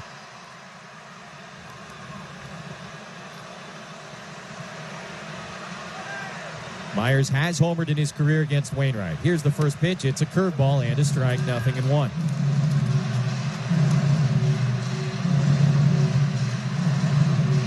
Will 1 for 4 yesterday with a single and a walk. He had a wonderful season, batting 7th. That's how good the Padre lineup is.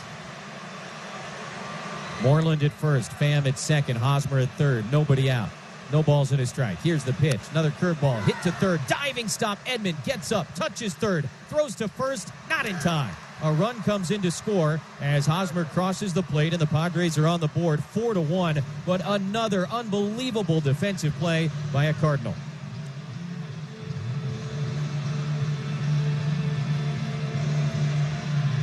If Edman does not get to that ball, it's probably 2 runs and probably a double. And obviously there's nobody out. Instead, runners on first and second, 1 down. And Austin Nola coming up. So Moreland at second base, Myers at first. Just remarkable. That pitcher warming, by the way, is a left-hander. That can't be Whitley. It's Austin Gomber, the left-hander. Whitley sitting down.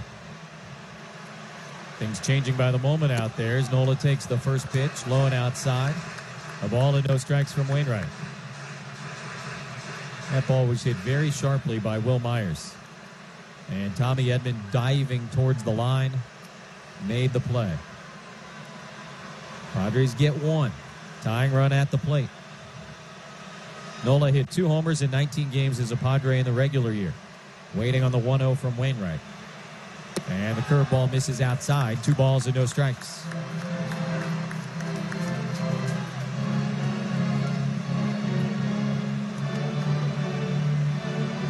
All series long, a game and a half, the Padres have been looking for the big hit. It is yet to come.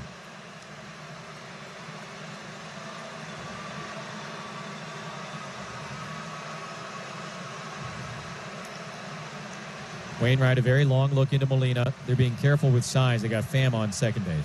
Excuse me, Moreland on second base.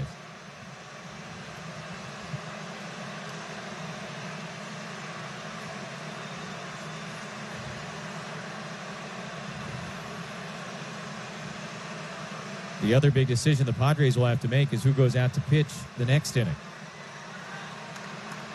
Morejon looked sharp, but first things first. 4-1 Cardinals in the bottom of the fourth. 2 on and 1 out for Austin Nola. Here's the pitch from Wainwright. Cutter strike on the outside corner.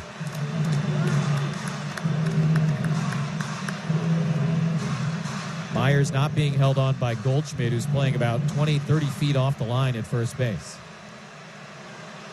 Will claps his hands a couple of times, encouraging Nola. Moreland leads at second. 2-1 the count. Wainwright, long look back at the lead runner. Now the pitch, and that's hit in the air well deep down the right field line, but pushing foul. And it'll go out of play, hitting off the facing of the terrace level. The second deck deep down the right field line. So it was 2-0 on Austin Nola now. 2 balls and 2 strikes. Austin Nola, one of those great success stories, 30 years old, did not make his major league debut until last June. 773 career games in the minor leagues, and now postseason baseball in the bigs. Waiting on a 2-2. Here it is from Wainwright. Curveball hung, hit in the air down the left field line, but out in front, and foul into the seats.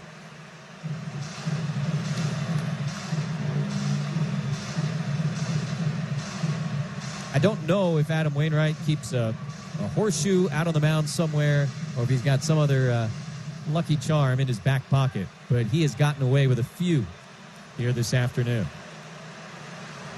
Eventually, they say, the luck runs out. We'll see.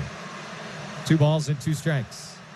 Nola waits. Here's the pitch in the dirt, and it gets away from Molina. Both runners know only Moreland will advance. He gets to third. Myers started away from first, but then kind of slammed on the brakes. Either way, the Padres now with runners on the corners for Austin Nola. 1 out.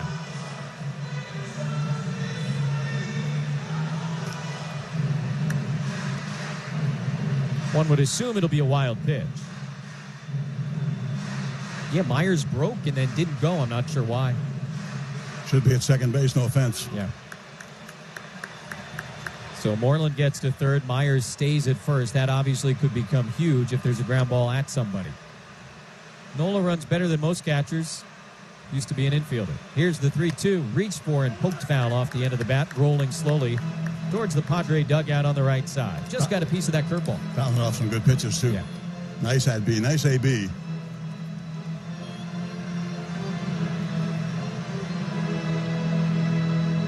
Mentioned no Profar in the lineup. He is standing next to the Padre dugout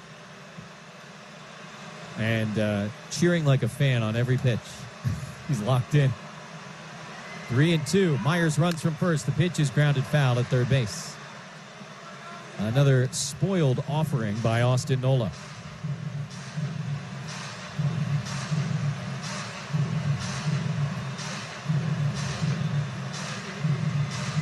Padres playing an elimination game against the Cardinals at Petco Park. I know you've heard that before. Down 4-1 here in the bottom of the fourth inning. They have scratched out their first run and looking for more. 3-2 with runners on the corners and 1 out. Wainwright set, ready. Myers runs again, and the pitch is fouled straight back by Nola. Myers stole a couple of bases in 3 tries during the season. Last year, 16 stolen bases.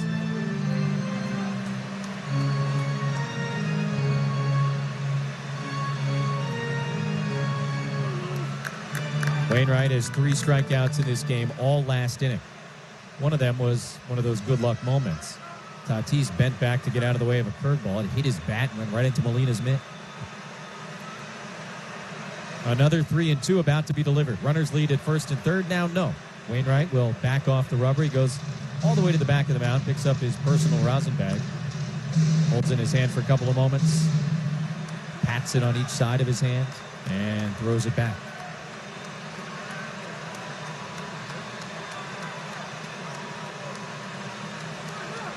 Moreland at third, Myers at first. 10th pitch of the at-bat about to be delivered by Wainwright. Nola waiting. Here it comes. And high, ball 4. Bases are loaded again. Second walk issued by Wainwright. It was Grisham last inning. And Jake Cronenworth is coming up.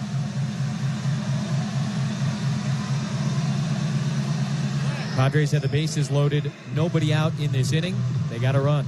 Now they have the bases loaded, 1 out, and that will be the end of the day for Adam Wainwright.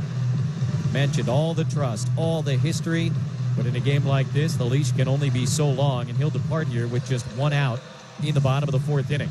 Padres are down 3. They've got the bases loaded and one away. Austin Gomber on to face Jake Cronenworth with the bases loaded and one out. Mentioned, of course, Profar available off the bench, a switch hitter. They'll stick with Cronenworth. Oh, boy. First pitch coming from Gomber. Fastball and a strike. 94 miles an hour, top of the zone. 0-1 on Cronenworth, who singled in his only other at-bat today. That was last inning against Wainwright. Padres with the bases loaded for the second time this inning. They've gotten 1 run so far. They trail 4-1. Runners lead at all 3 bases. Here's the 0-1 pitch. Fastball strike again. At 94 again. 0-2 on Cronenworth. So the Padres ran Wainwright out of here and now get another shot at the Cardinal bullpen, which has been very, very good, if not overused, in 2020. Nola at first after a 10-pitch walk. Myers at second, Moreland at third. Here comes the 0-2 to Cronenworth, outside ball 1.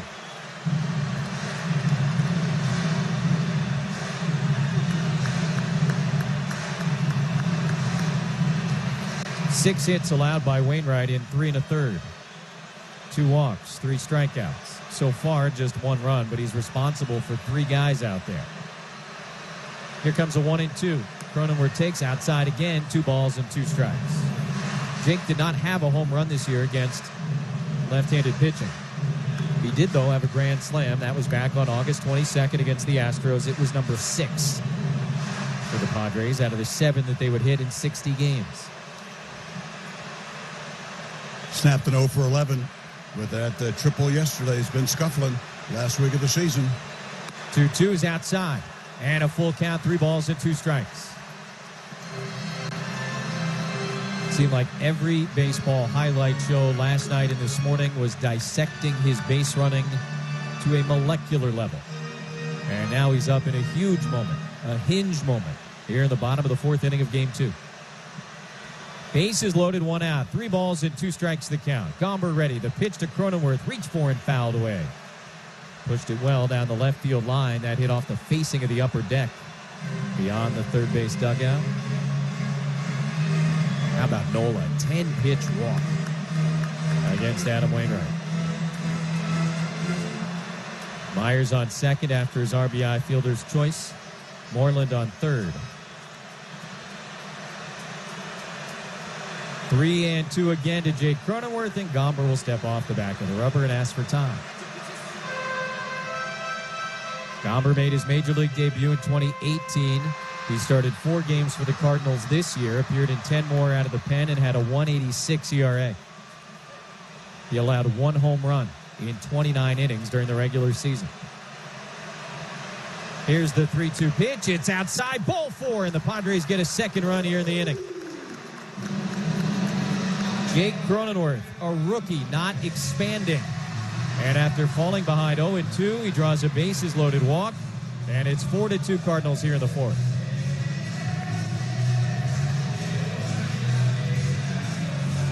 Bases are still loaded, and Trent Grisham coming up. So Gomber walks the first guy he sees. That run charged to Wainwright. Pitching change brought to you by Lucia Capital Group. Financial planning designed to give you the retirement income you need when you need it, right here in San Diego. LuciaCap.com, a registered investment advisor.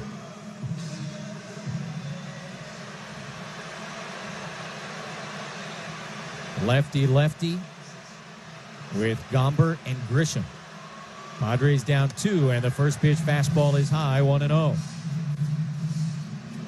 And now Mike Maddox, the pitching coach, going to make his second trip out this inning. The first one was for Wainwright. This one's to try and settle Gomber in. Grisham, the 7th man to bat in the inning.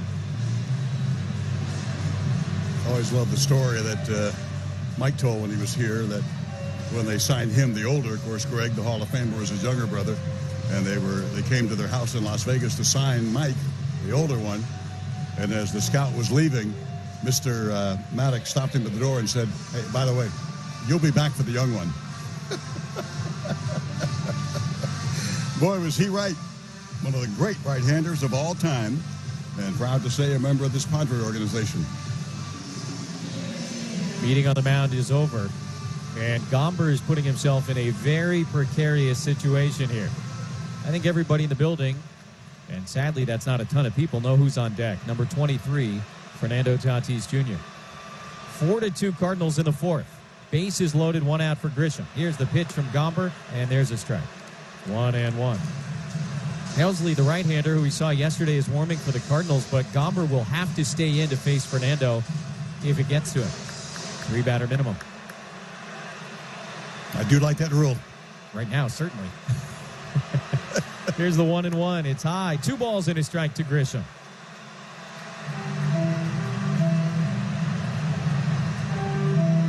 Fernando studying Gomber from the on-deck area. Grisham more walks than any other Padre during the regular season.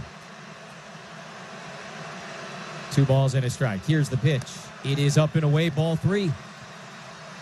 One of the great criticisms of the 3-batter rule that you heard when MLB introduced it was, you know, there will just be those days when you realize your reliever doesn't have it, and you're going to have to leave him out there. And this guy just walked Cronenworth with the bases loaded, and now he's gone 3-1 on Grisham. Maybe it's one of those days for Austin Gomber. Runners lead at all 3 bases. Here's the pitch. Grisham takes, on the outside corner to strike. 3-2 to Trent. Grisham walked his last time up. That was last inning. That was against Wainwright.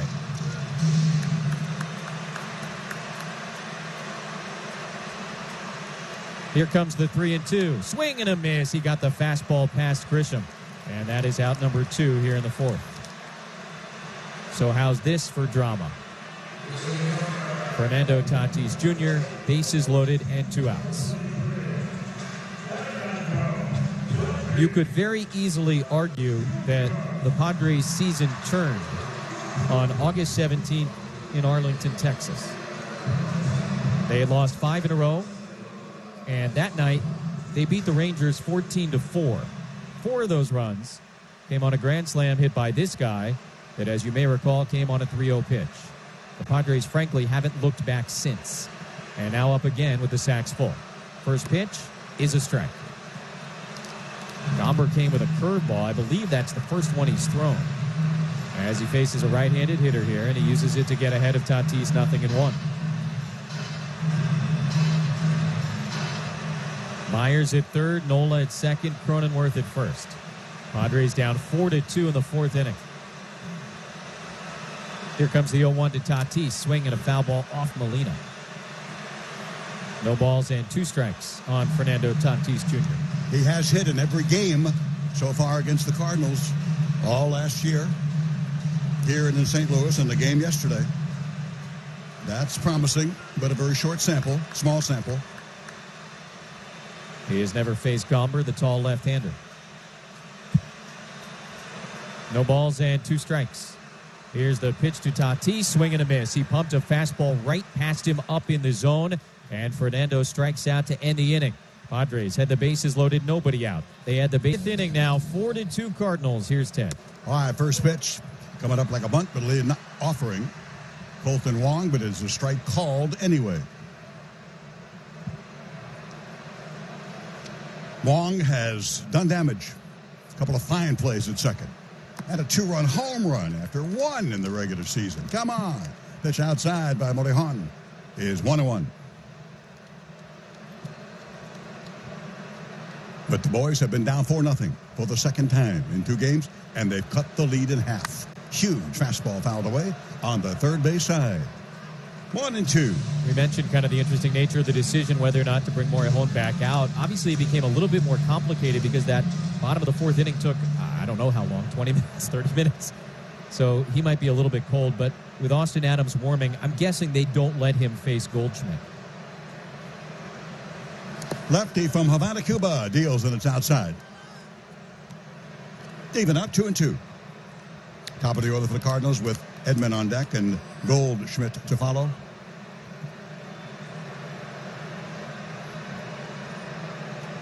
Padres a batter away from Manny. Couldn't get there with the bases loaded. High fly ball down the left field line. Sliced in that corner, going over. And Pham dropped the ball in fair territory. Wow. Now it's one of the worst errors of the entire year of a routine fly ball.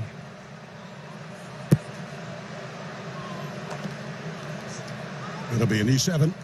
Set of one away for Morejon. Runner at second. You can't let him bounce back, of course. You can't give up more runs. And I'm telling you, technically perfect. Two hands, perfect fundamentals, and somehow it got through the web of his glove. Hit him in the bare hand. Like I said, crazy stuff is happening, but it usually does in baseball. You just hope it happens to the other guys, not you or your guys. Tommy Edman switching around from the right side, squares the bunt, takes one inside from Morejon. On the curveball, ball one. That was shocking. Yeah, like you said, you start looking around for voodoo dolls and stuff like that. Kidding. Cardinals have made seemingly every single play.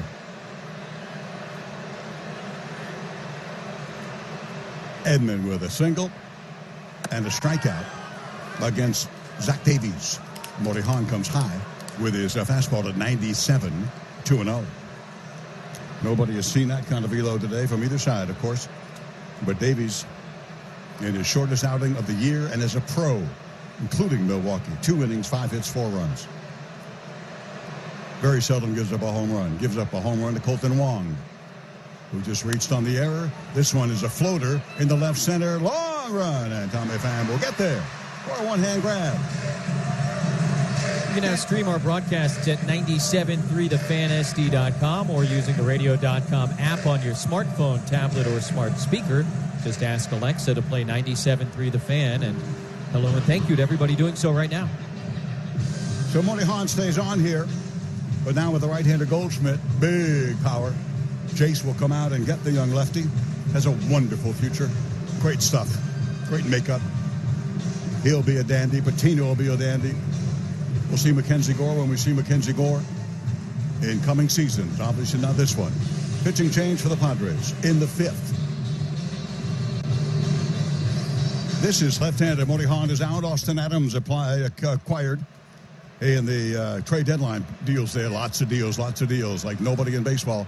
The Padres got better. They were already better in spring training than last year. Got even better at the deadline. That's what they're doing. That's the plan. Get better and better. First pitch here to the big guy, Goldschmidt from Austin. A swing and a miss, strike one. Looking fastball, got the slider. He's got a good one.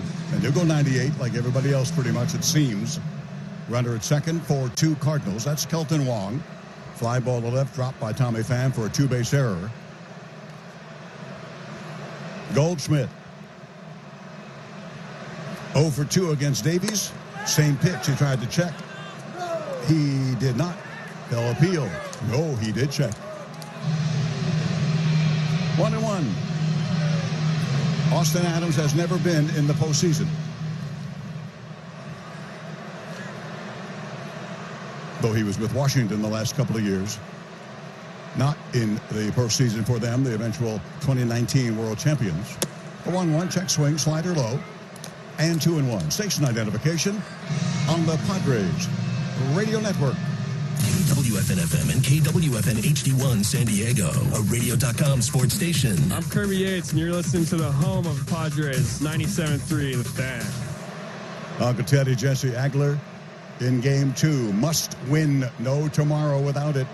The 2-1 slider is in the air into center field. Grisham smoothly tracking like all year long. Squared up and makes the grab. Tagging. Wong will go to third to throw, and not in time. Good throw, Trent. Good throw. Manny right there, 2 steps off the bag into the fair territory. Able to grab it, go toward the bag, but Wong in standing. He tags, 2 gone. And the rookie Dylan Carlson will be out here from the left side.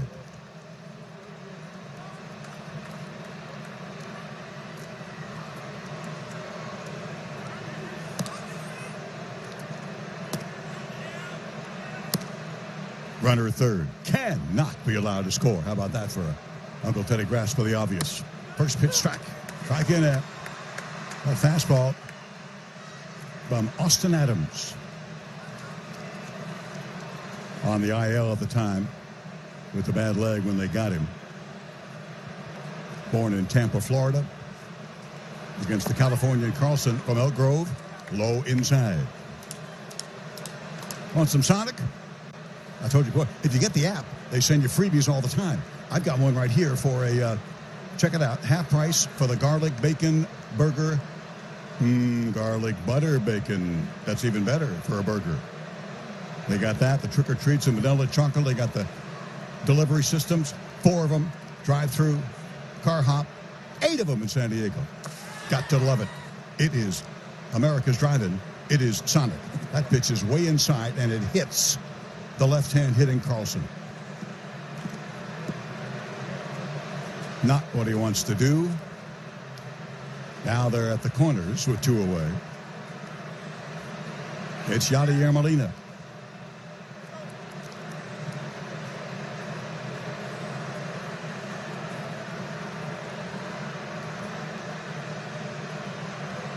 I hope this doesn't sound absurdist, but, you know, in these situations, in the regular season, you're like, okay, here's Molina. No big deal. In the playoffs, it's like, oh, no, not Molina.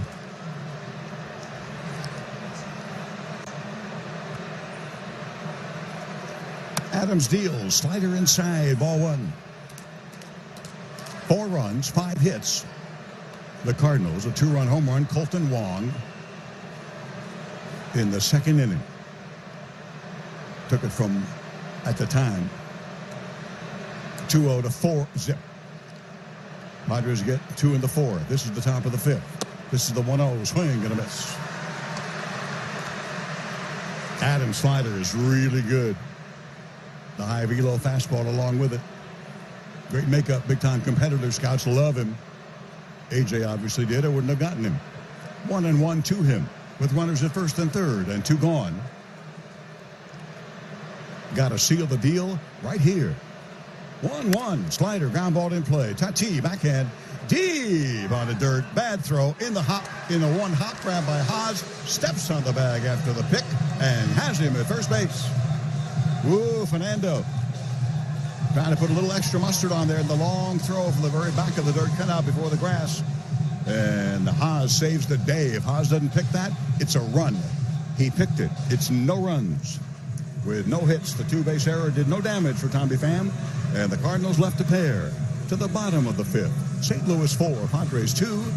The 2020 Wild against the lefty Austin Gomber in relief for the Cardinals. First pitch swinging away. He loves that first pitch fastball, but it's foul back at a play. Dixon Line Lumber and Home Centers helping San Diego contractors and homeowners for over 100 years. Fix it, build it, enjoy it.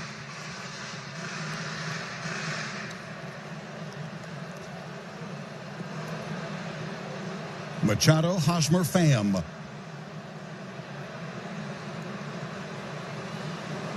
Lefty Gomber deals, reached out, rolled over on a changeup. Shortstop, high throw, safe at first base. 1 small baby step. That's what it starts. That's how it starts. You got to be good. You got to be lucky. My gosh, the Cardinals have been absolutely good, absolutely lucky. And the boys will take this right here. Instead of 1 out, you got a man aboard for the left-hand hitting Hosmer against the left-hand hitting Gomber. Really the first mistake like that the Cardinals have made in the 2 games of this series. And they're going to challenge it, which I think is probably a waste for Mike Schilt. Goldschmidt didn't even come close to tagging Machado as he went by. So I'm a little bit surprised to see that. Yeah, and by the time he came down on the bag, Manny was a stride beyond the bag on the outfield side. Yeah, that should be a very quick review that is confirmed, and Manny will be safe. But like you said, you got to get lucky sometimes. You just did. DeYoung pretty steady-handed, to say the least, at shortstop. A routine play. He doesn't make it. Manny was hustling. Maybe that put a little bit of extra pressure on him. And Machado able to reach to start this inning. Padres have not taken advantage of their opportunities. You don't know how many more you're going to get. You got the tying run at the plate here, nobody out. Got some big boppers coming up. Headsets off. Save at first base.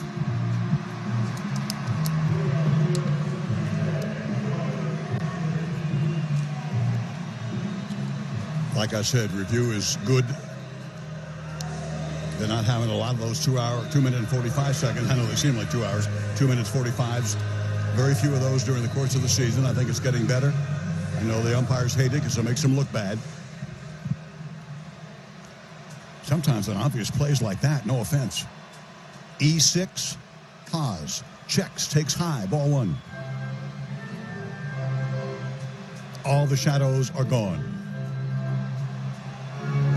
Petco Park, the jewel in the Gaslamp since 2004. Lefty. Haas ground ball to second, made for two. Great pick and spin by the second baseman, Wong. Back to first. Like I said, sometimes it just doesn't seem to be your day. Or 2 days, whichever it is. And again, give the Cardinals credit for making all the plays. Hard hit ball, barreled it up nicely. But Wong with those great hands and footwork, once again with a pick. And going to start a 4-6-3 double play. An incredibly difficult play that Wong made look incredibly easy. That's what he does. Gold Glover at last year, like Jesse mentioned. There's the curve from Gomber, and it's a strike call. Man, oh man.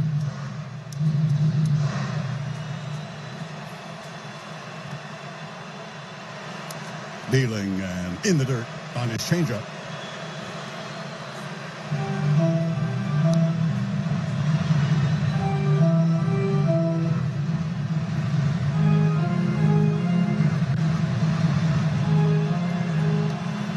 Colton Wong. Padres Greg Garcia, University of Hawaii boys. Greg, of course, had been with the Cardinals before he came here to come home. Delivery inside to Tommy Pham, 2-0. 4-2 Cardinals. Going to lead the long ball, I tells you. And you've got that in your game. You know that, you Padres. Taking low on the fastball. Right here, 3-0 to Pham. This guy knows the strike zone. Able to win 37 ball games with him missing a month. Not easy, but my boys did it. There's the strike delivered by the left-hander, and the count is full. Gomber can reach mid-90s. Pham is 2 for 2 today. 4 hits in the series. Best to the Padres. Lays into one and fouls it back. It'll remain full count.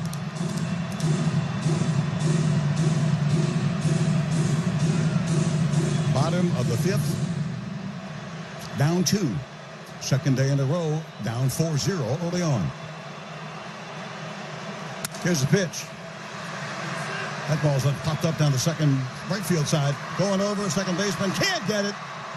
Can't get it. Right in front of the right fielder, Fowler coming in as Wong went way over.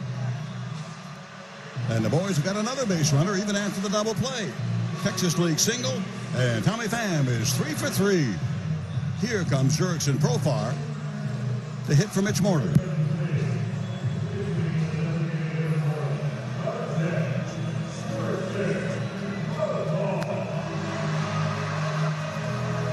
So the two-base error in left field by Pham.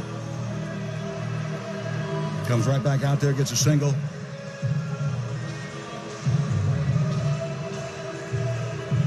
That error meant nothing. We'll see about this error here by the shortstop, DeYoung, as Profar bats from the right side as a pinch hitter against the lefty Gomber, and Yadier Molina, the main man, going out to talk to him.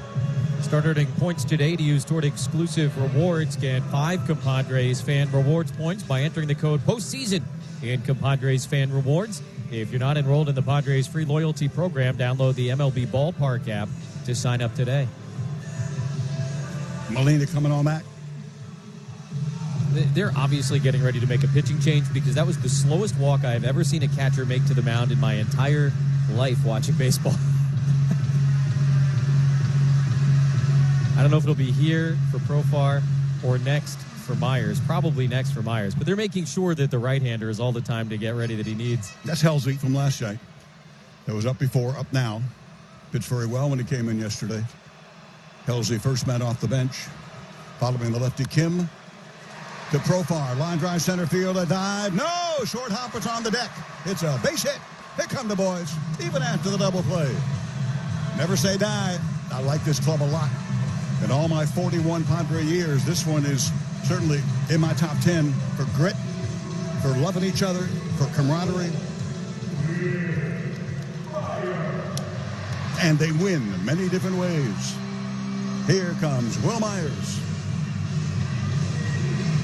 Profar hits in his last 2 at-bats yesterday as a starter, and a base hit, a single here as a pinch hitter.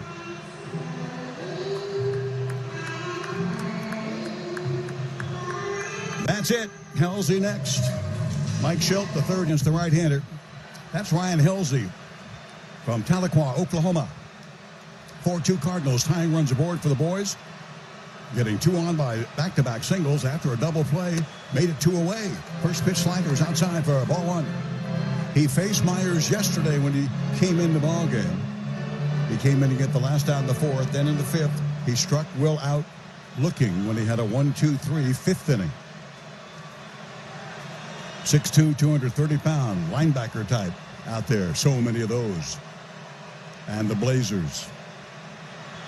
Runners lead away first and second. Fastball strike call. 1-1. Tommy Pham singled. He's at second. The pinch hitter Profar for Mitch Moreland. He singled. He is at first. Padres get hits number 4 and 5 on the ball game here. 8 for the Cardinals. The big blow, the Colton Wong 2-run home run in the second. You're up to date. Will is 0 for 2 today. Here's the pitch. Swing and a miss. That's a fastball at 98. Up and away. Good luck. Good luck hitting that. And running away. Sheesh. That's a perfect pitch right there. That kind of movement, that kind of velocity, ought to be a law against it. Gee whiz. Will has had a couple of ground outs. The last one got a run home on the fielder's choice in the 4th inning. Here's Halsey. Fastball right down the middle, just like yesterday. Struck him out looking. Fastball 98. Great advantage for the Padres to get the 4 seed versus the 5 seed, the St. Louis Cardinals. Potentially to have 3 games in a row, no travel, no off day, and all 3 in your home park. You never see that in previous postseasons, unless it's a World Series for 3 straight. First pitch outside to DeYoung.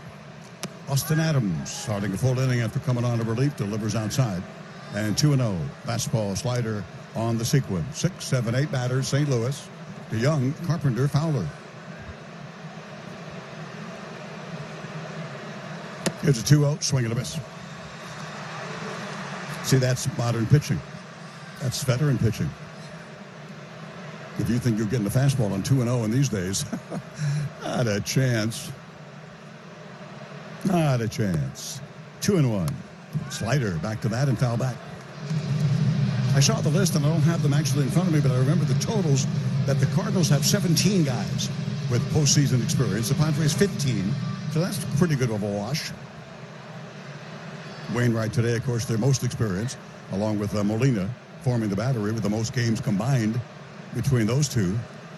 2-2, away again off speed, and a full count. Yeah, I think that if this series continues the way it's been going, that will be one of those things you hear nationally. Oh, the Padres didn't have the postseason experience. They made the mistakes. They did this. It won't be factual. Nope, will not. And those are people who don't know Padre baseball. The 3-2 is outside for ball 4. Not what you're looking for here, that's for sure. Cannot allow any more. That's what the bullpen was able to do for the most part yesterday. 6 1/3 combined and only 1 run. And now Jace will, with the left-hander ready, go to the bullpen. As Adams came in, out, hit batter, ground ball. Nicely done. Good stuff in the fastball slider combo in the 5th, but now the lead walk. Get me a left-hander. Doesn't matter. He planned to do that anyway. The walk notwithstanding. 4-2 St. Louis. My Padres want to play tomorrow for you folks. Let's see what happens. They've come from way farther behind than this. Down games behind the Cubs by virtue of the tiebreaker over Cincinnati for second place. And here they are. Same old Cardinals, you know, in so many ways. And that's a compliment to them and their organization and their staff. Here is Matt Strahm. He'll go right to first base there with the runner DeYoung. The lead walk from Austin Adams. 4-2 St. Louis.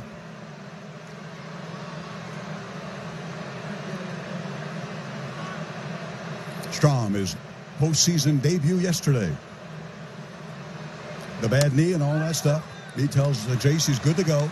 for today. I'm sure it's hurting, but he's good to go. And the first one is in there for a strike on the curveball. 2/3 of an inning, 1 hit, 1 strikeout. First guy off the bench for Chris Paddock yesterday. I felt bad for Chris. He's a wonderful guy. If my sons, all my children have integrity like Chris Paddock, I'll be a happy guy. I mean that. Checking swing, Matt Carpenter. Taking it outside, Matt Carpenter. 1-1. He is doubled and fly to center. Left-hand hitting DH and third baseman. Checking for signs here, not getting any.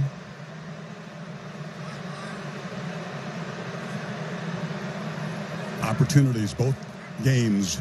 Maybe that makes it worse when you don't cash in. The 1-1, low and outside. Pitching change is brought to you by GTM Stores.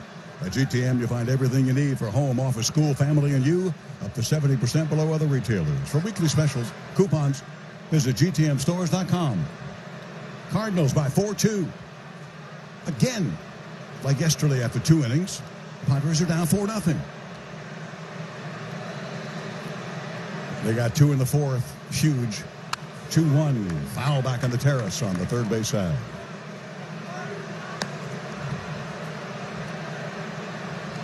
Strom, solid year. Last couple of years a swingman between starting and relieving. And the ERA was much better as a reliever, and that's where he is and was. And even in those years when he was an opener several times, he was terrific. When the bullpen would follow him on those days of an opener, going a couple of 3, 4. Zach Davies, it was not meant as an opener today, but it's turned into that. He only went 2 innings, shortest of his entire career. 2-2. Fastball just missed. Full count to Carpenter. Then Fowler, switch hitter. Obviously batting right-handed next. I feel it. It's in your bones. Because Jesse and I have seen it. We've seen every game. They come back. They hit home runs. All the offensive numbers outrageously good for the Padres. Best in a decade or more. 3-2 foul back also. Tried to sneak that fastball at 95 back there. Past him.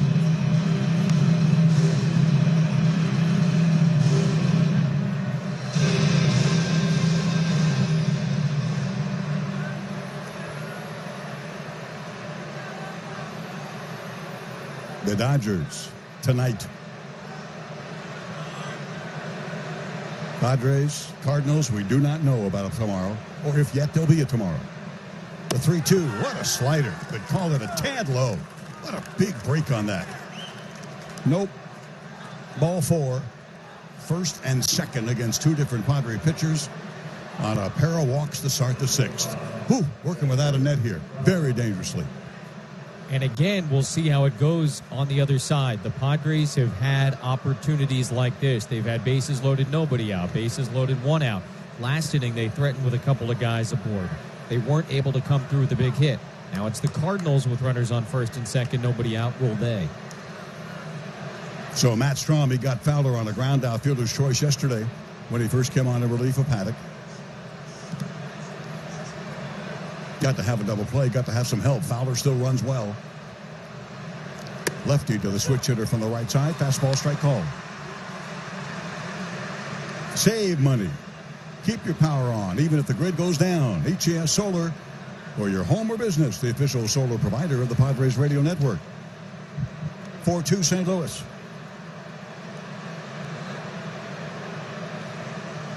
Strom comes set. Fastball, strike call. 0-2.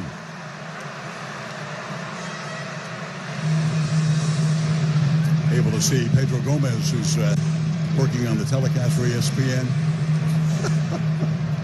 I didn't know who it was, and he came in my booth and he said, "Where's the old war horse?" I turned around and, "Oh, you mean me?" Yes, the old war horse is here, Pedro. 0-2. In the air down the right field line. Will Myers chasing. That is a base hit. That'll score at least 1. If 1 will come home, they will hold Carpenter at third. And the Cardinals have added on against the Padre bullpen.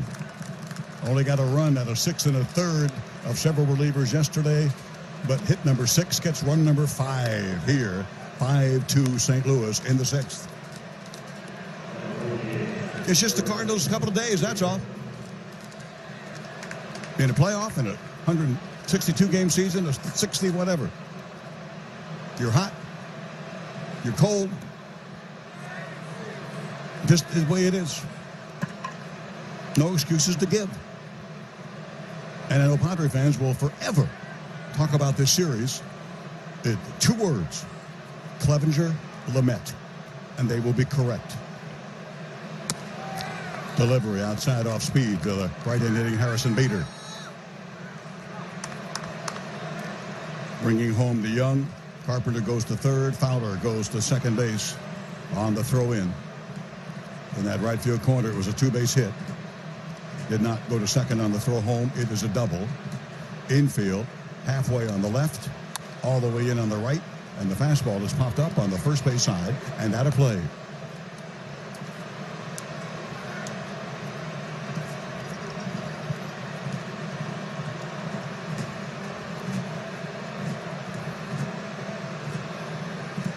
Cardinals have not scored since the second inning as they get the run here in the 6th.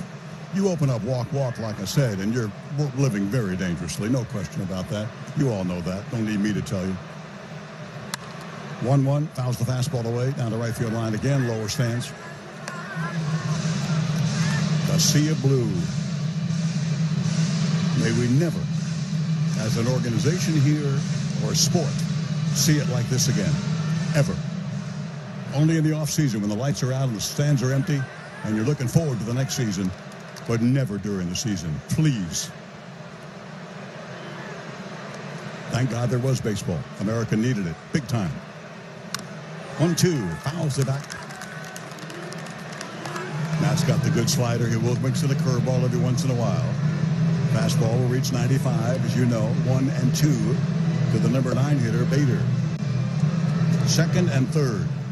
You get a single here, and you're looking at long odds for a comeback. You're a great comeback team, boys, but you can't give up a hit here. That's all. You got a guy with an RBI single and a fly ball to center, but one who struck out 5 times yesterday. I don't think I broadcast a game where a Padre or the opponent had a 5-strikeout guy. I really don't. Just memory's fading these days in the so-called, golden years. Carpenter off third, Fowler at second.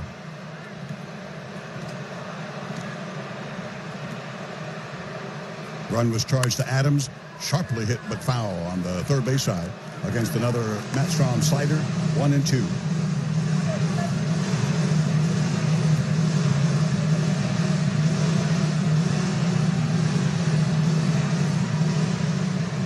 Huge moment here. And again, it's second and third with nobody out. With a sequence of walk, pitching change, walk single. Walk double, beg your pardon.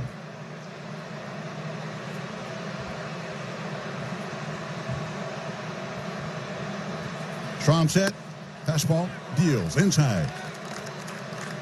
A ball 2-2. Strom does not look particularly comfortable on the mound. He's fidgeting a lot. Wonder if the knee is bothering him.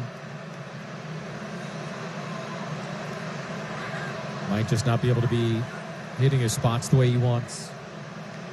Whatever it is, obviously a very dangerous moment in this game.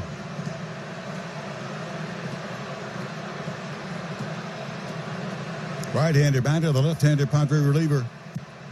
Dealing. And the ball is fouled away. On deck, the leadoff man, Colton Wong, who's played himself a heck of a ball game. And he's a left-handed batter, so I'm sure Jay Stingler would love to get Strom through him. Garrett Richards is ready in the bullpen.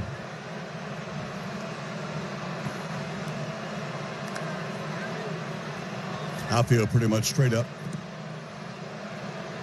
Big gap down the left field line. Matt deals, fouls another one away. Does Bader. The St. Louis Cardinals. Mentioned they were ready to have Teddy Simmons, one of the great switch hitters of all time, and switch hitting catcher for sure. going in the Hall of Fame. Spent some time here as a Padre coach, then went to Seattle, coached there. We were able to see him during the interleague. Had a great time being around Ted Simmons. Big-time baseball man. Congratulations, Teddy Ballgame. Hall of Famer. 2-2. Slider fouled away.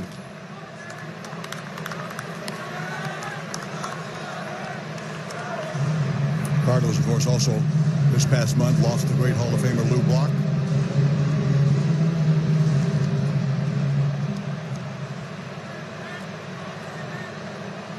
He was the stolen base all-time leader until former Padre Ricky Henderson went past him to be number one with Brock number 2.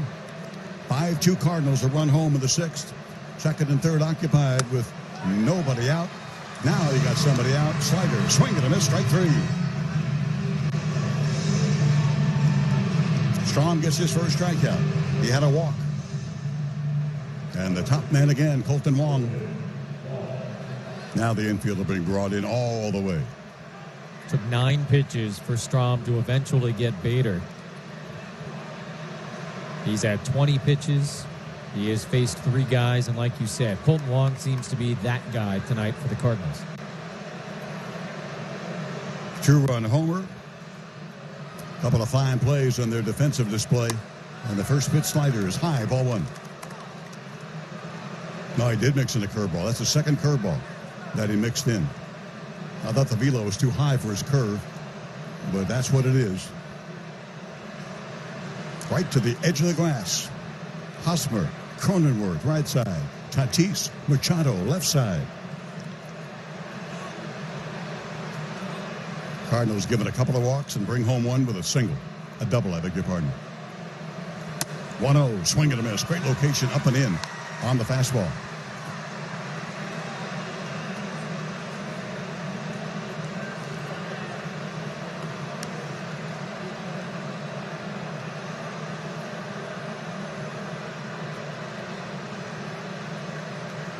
Now Matt's ready, 23rd pitch. Big time work here in the top of the 6th. 1-1 swing and a foul back. Fastball, 94 after slider.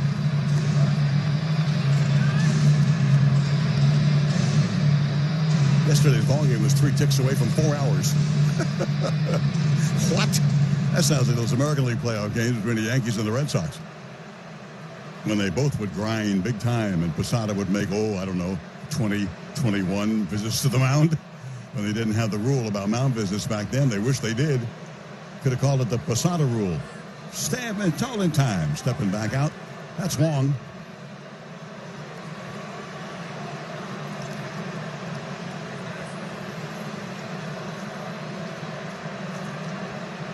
Carpenter at third.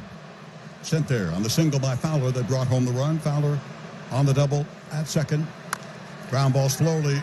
Staying fair. Coming over. Strom with a grab and a shuffle right there to first base. But that is impossible to make a play on the runner coming from third. He will score. That's Matt Carpenter. And the Cardinals have added on. It's a 6-2 lead like it was midway through that ball game yesterday. Everything they're doing in execution is perfect. Little dribbler. The line drives are fair. The dives come up with the ball. That's what the winning side usually comes up with. Could have been the Padres. It's just been the Cardinals. That's all. Don't hang your head, man. It's baseball. Drive you nuts if you let it. Here comes the skipper, and he'll take the baseball from Matt Strom. Infield chopper by Wong. Give him a run back. The Padres baseball on 97.3 The Fan. Padres finally have 2 gone, but a couple of runs have come home to change the entire complexion of this ball game from 4-2 to 6-2, just like they added on yesterday to make that same jump from 4-2 to 6-2 in the 3rd inning. Here they do it in the 6th. First pitch by Garrett Richards. Swung on and missed by the switch-hitting Tommy Edman. Strike 1. Runner at third is Fowler, who singled in the first run. Then went to third. On the ground out there by Colton Wong for out number 2. Defense handled there by Strom. He is gone. Delivery, a swing and a foul at the plate. 0-2. Garrett, as you know, a starter. Got lit up a couple of times. Don't know if that was the reason he was moved to the bullpen. I doubt it. The exact reasons were never given. They just said they were committed to putting him in the bullpen, and they did. It obviously came back to bite him when they lost their first 2 starters. But who could possibly think that's going to happen to anybody? This is a ground ball. That's a curveball right there. Hit the second base. Cronenworth on to Haas, and that is it. Leads off San Diego Padres after this wonderful 2020 regular season. Difficult in the playoffs. We've seen it before, no question. I know. Fastball delivered to Nola inside by the new left-hander, Genesis Cabrera, spelled Genesis. Appeared yesterday. In again and dealing. Fastball foul back out of play. Cabrera 2/3 of an inning, single, a run, hit batsman.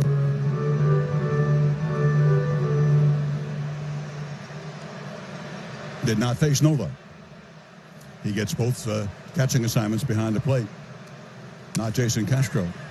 Castro with the left-handed bat against the right-hander Wainwright today, and good numbers against Wainwright, but didn't get the start. A ball up and in on the changeup. And Austin, the right-handed batter, 2-1. Halsey, 2/3 of an inning, 2 hits, 1 strikeout. Opportunities all day for the boys, no question about that, though they've only left, well, leaving 8 already is a lot through 5. Fake. Then the ball, now a fastball high, now 3-1. 8-9 leadoff batters, Cronenworth on deck. And then the top of the order to Grisham. That pitch is way outside off the glove of Yadier Molina. Ball 4. 6-2 St. Louis. Same mathematical formula, chronology as yesterday. At 4-0, 4-2, now 6-2 Cardinals. And all of the same storylines. Yep. Ineffective starting pitching for the Padres. The Cardinals making an incredible number of really big and good defensive plays, getting some breaks here and there and taking full advantage of them, while the Padres could not and have not yet found the big hit. Cronenworth in the 9 spot. Single, a bases loaded walk for a run back in the 4th, and take strike 1. From Cabrera, the left-hander. From Santo Domingo, Dominican Republic, hometown to Nelson Lamet. Take care of that elbow to Nelson. Fastball outside, the ball 1-1. Bicep, elbow, whatever, it's all connected. And it's shaky. These 98-mile-an-hour throwers. Always Tommy John lurking out there with that ulnar collateral ligament. And thank God the operation is there. Might have been career-ending without it. Check swing outside. And Molina will take another long, slow walk. 2-1. But then I've seen his older brother Benji run when he was the catcher for the Giants. Whoa, you could time him with a calendar. It was unbelievable. And I actually thought it was cool from one standpoint, because ESPN did a Chariots of Fire to a slow motion of Benji trying to score from first on a double, just slowly agonizing. And Benji saw it and he said, you know, you don't understand. We're Hispanic. We have great pride. And to make mock of my speed, I'm a professional baseball player.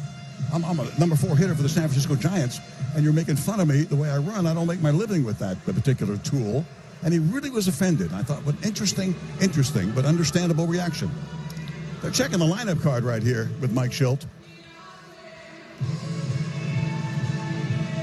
My only guess is that they are conferring on the number of mound visits remaining for the Cardinals, because that number went down to 1 on the board for St. Louis earlier, and then it went back up to 2, and now it's down to 1. So I think Schilt just wanted to get on the same page with the plate umpire and the crew chief, who's Bill Miller at second, just make sure they all had the same number.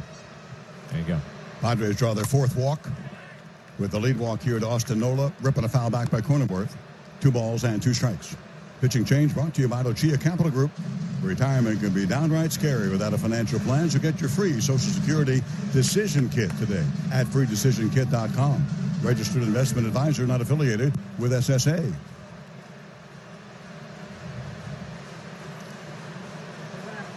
Lefty to the lefty Cronenworth. Check swing outside.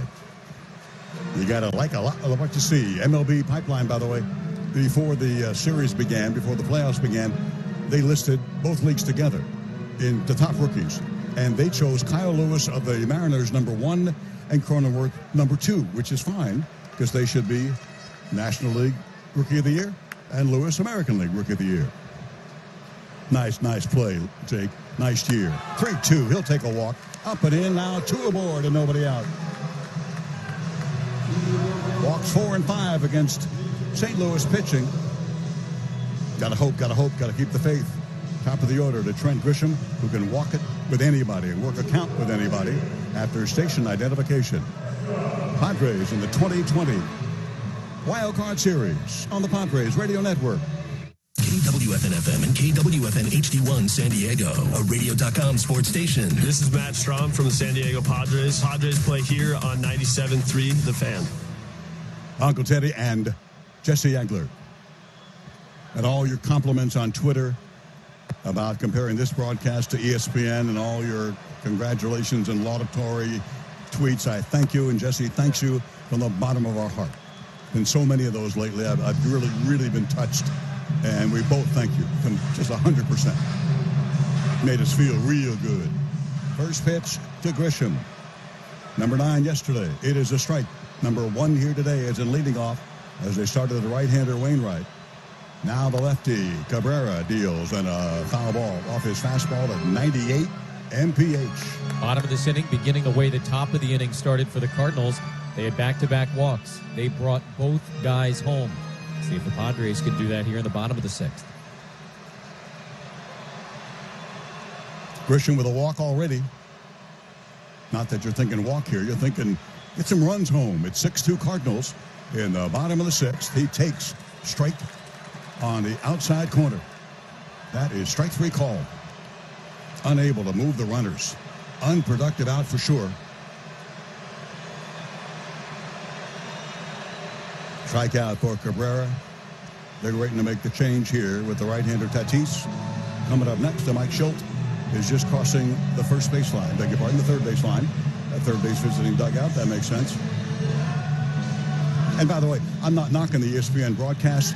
I haven't seen it, and I would never knock the broadcasters ever because they're friends of mine. Tom Hart, who I've known for years and years, was a pre- and post-game guy in Atlanta, now play-by-play. And Rick Sutcliffe, a friend of mine for a long time since he worked here at Channel 4.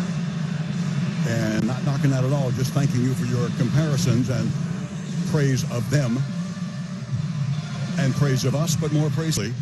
Down by 4 runs in the 6th inning. They've done it multiple times. They are the best come-from-behind team in Major League Baseball. We said it yesterday. We'll say it again. They're number 1, Tampa. It's just moving on to play them Yankees next in the American League Championship, American League Division Series. They're number 2 in comebacks. First and second, 1 away. Fernando Tatis against Gallegos. Pitch yesterday, deals today. It's outside, ball 1. Yeah, he came on to strike Fernando out in the 6th inning and end that inning with the Padres threatening. And again, another really big opportunity for Fernando to make his mark in this series. He allowed 1 run to score on a sac fly in his 2 innings with 1 hit. Right-hander. Replacing Genesis Cabrera. He walked a couple of guys. Here's the 1-0. Swing and a foul at the plate by Fernando. 1-1. Pitching change brought to you by the 30 Valvoline Instant Oil Change Centers that are all over San Diego. Just visit SoCalOilChange.com for discounts and directions. SoCalOilChange.com. 6 runs, 6-6 St. Louis. 2-run homer, Colton Wong off Zay Davies in the 2nd. 2 runs, 8 hits the Padres. Here, no hits, just 2 walks. Then the strikeout of Grisham, unable to move those runners off their stations at first and second. Fernando 1 for 3 with a first inning single. Pitch high, laid off. 2-1, his first postseason.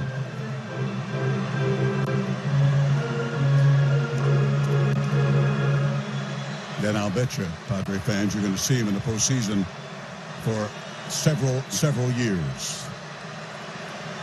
I'd be shocked in the coming whatever number, 4 or 5 years, this Padre team is not in at least a wild card situation, if not a division title. Keep the faith, folks. 2-1. Fernando fouls it away on the first base side in the lower pole. 2 balls and 2 strikes. Bottom of the 6th inning in Petco Park. I really love seeing those ex-Padres doing well. Because, they make it clear. A.J. said you got to give up talent to get talent. Dan Hunter Renfroe had the grand slam for Tampa yesterday. Manny Margot got another base hit. He had a home run in the first game. Josh Naylor was 4 for 4 in the first game with Cleveland. Got another 2 RBI double yesterday against the Yankees. Good for them. Good for them.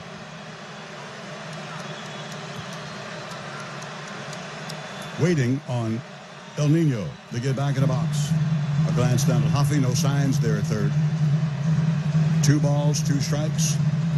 1 away with runners at first and second. Nola at second. Cronenworth at first. Average speed, both guys. And again, they have to get together on the sign. Same old in terms of worrying about the signs being picked, stolen at second base by Nola.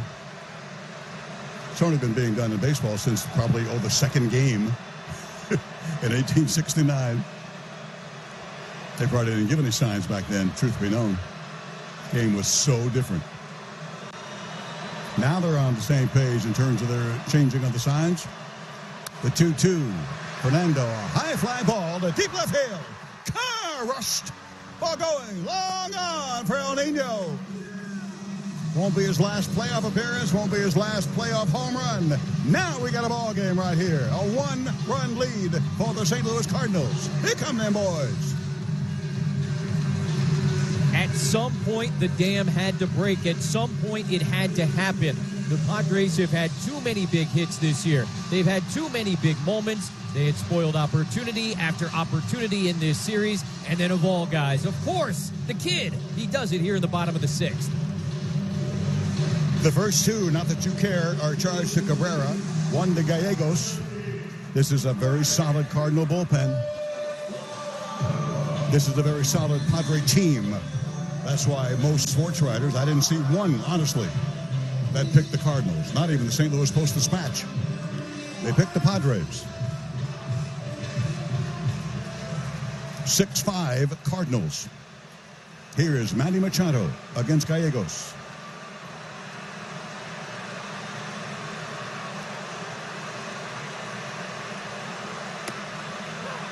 Dealing, and a strike call to Manuel. Now this feels like even more later at night, starting in the day, playoff baseball. I haven't seen that much of it. Haven't seen it in a long time, but I can feel it. I remember it. Fastball by the right-hander. It's high, 1-1 to Manny. The big weapon for the Padres, the long ball.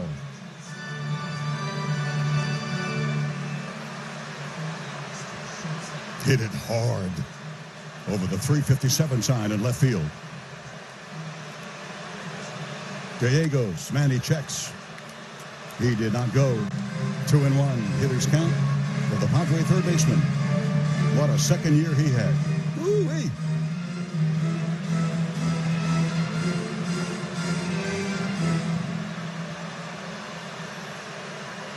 Got the eye black under each eye. The right-hander coming set right here. Swing and a miss. Boys looking fastball. Gave him the slider way out in front. Big swing. 2-2. Giovanni Gallegos. Ciudad of Obregón, Sonora, Mexico. He is 29. Started with the Yankees. Speaking of them Yankees. I just knew. I felt so bad for Brad Hand, the former Padre, who had that 10-9 lead. Give it to him. Get the ball game. Brad just didn't have it. The 2-2. Fastball, check swing high. Manny has taken this string out. Nobody on after Fernando Tatis Jr. clears the bases. 6-5 Cardinals by a run. The closest the boys have been all day. After these guys, again, got 4 runs in the first 2 innings. This time, 1 in the first and 3 in the second. If you win, it doesn't matter. Manny is 0 for 3 on the day. Round out, strikeout, and reached on an error, but as you know, that's an unsuccessful at-bat. Payoff pitch to him, swing and a miss. Fooled him on the breaking ball away. I thought he fouled it off. He did. He fouled it off. Thought he fouled it off. He started walking way over to the right. He doesn't usually do that big circle, jogging around the dirt cutout at home plate, but that's what he was doing. Did get a piece of it. Did stay alive. With only one away, and Hosmer on deck with the right-hander, warming for St. Louis. Not warming, pitching. No one warming for the Cardinals. 3-2 pitch. High fly ball. Deep left field. Car rushed. Tie ball game, Manuel. Tie ball game, son. Here come them boys. They're not going away yet. They want to play tomorrow. The ball game is tied. 6-6 in the sixth. How about them boys?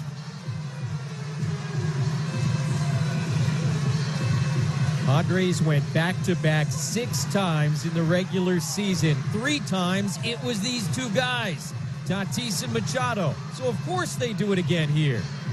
Only the second time in Padre history have they had back-to-back homers in a playoff game. The other, of course, Tony Gwynn and Greg Vaughn in the 98 series. A 4-run sixth.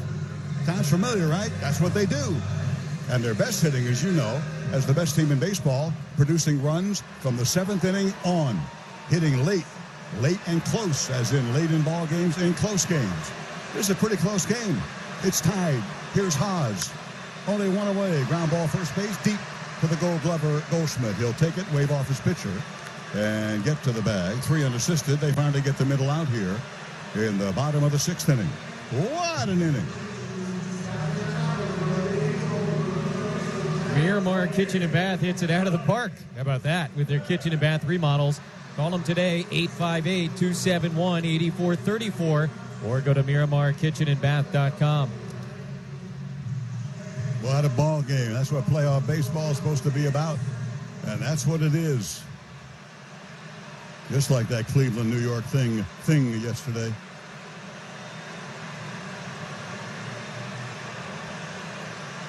Tommy Pham. Can he work it and get on base here and keep the line moving? We'll find out. He takes low, ball 1.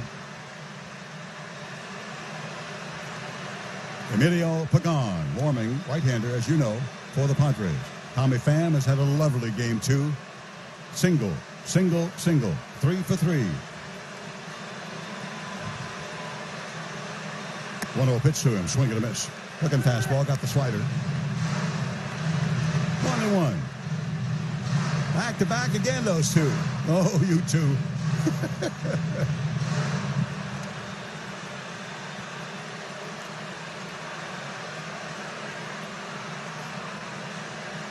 Pham.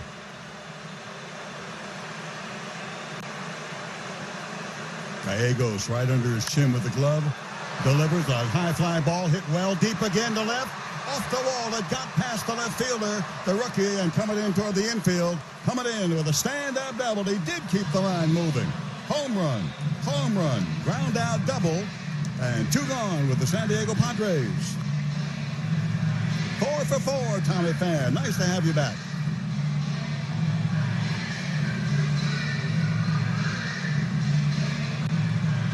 One of the things we thought about and talked about last night was some of these less experienced Cardinal relievers getting to pitch in these tense postseason moments without fans, and how maybe it made it a little bit easier on them. That seemed to be the case last night.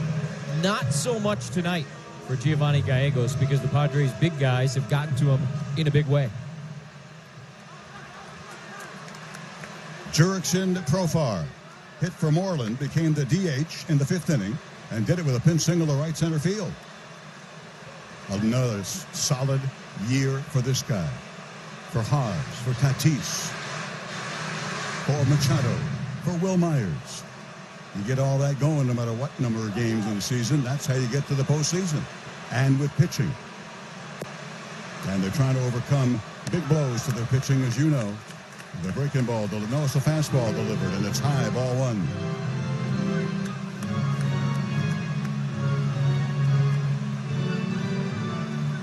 Six on a Padre 4-run sixth. And after the Cardinals obviously scored 2 in the top half, or the boys, of course, That's the new math, or the old math. Also, they would be ahead now. That's okay. They'll take the tie. It looked bleak.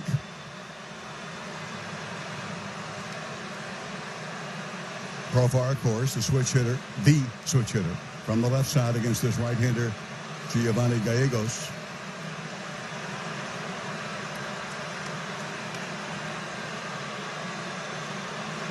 He'll deal. Big rip. He had a good rip at a fastball.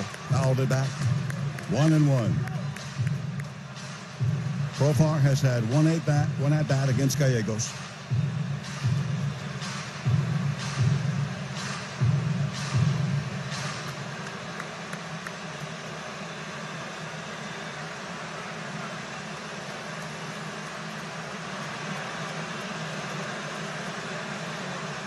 Runner at second, Tommy Pham. The go-ahead run, obviously, here in the bottom of the sixth with 2 away.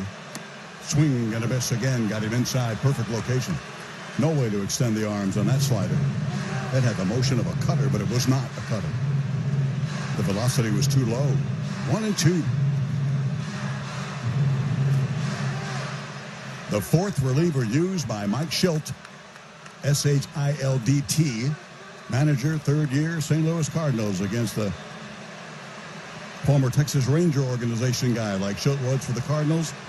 Ting was for Texas, now the manager of the San Diego Padres.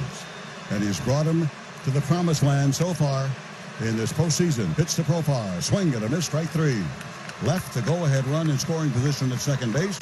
But what a comeback. 4 runs on 3 hits. Back-to-back home runs again. Tatis to Machado. And 1 man left in scoring position after 6.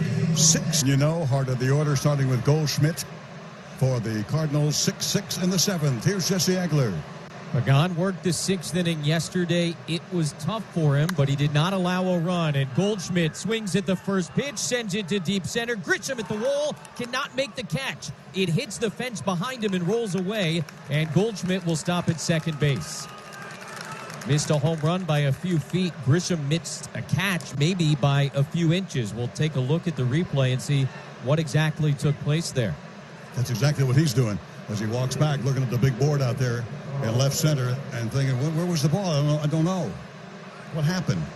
He jumped in front of the fence, and you know what? It went in and out of his glove. In and out of the glove. Couldn't squeeze it. Wow. Huge difference from out one to the go-ahead run in scoring position.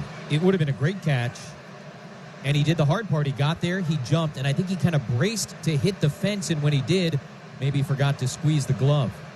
And the ball in and out of Grisham's mitt. So that puts Goldschmidt the potential go-ahead run on second base with nobody out here in the 7th inning.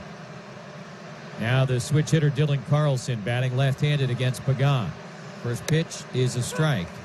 Pagan takes over for Garrett Richards, who finished the 6th by getting Tommy Edman to ground out, the only batter he faced.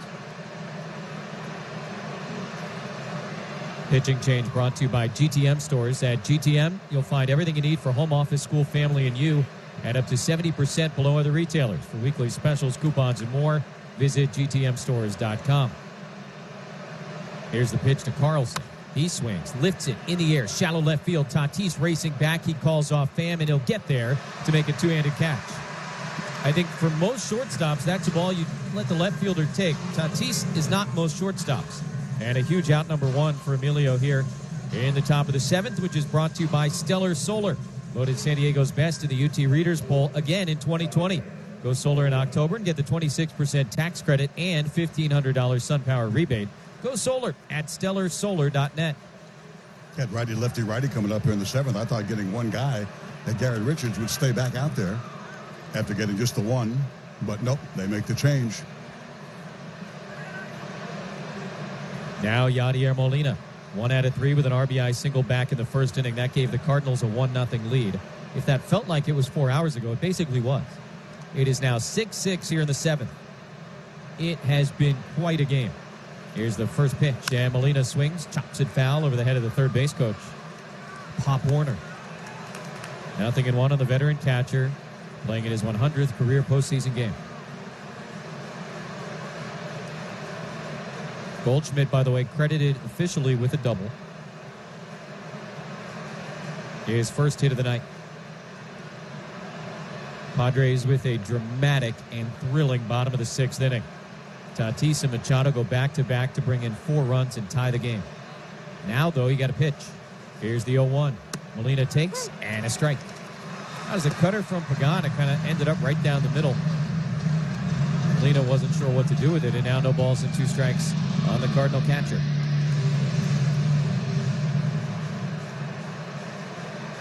Goldschmidt, of course, not the fastest guy in the world. I think there were a lot of Cardinals who probably end up on third base on that ball that went in and out of Grisham's mitt a moment ago. So the Padres maybe catch a little bit of break. That he's only at second. We'll see.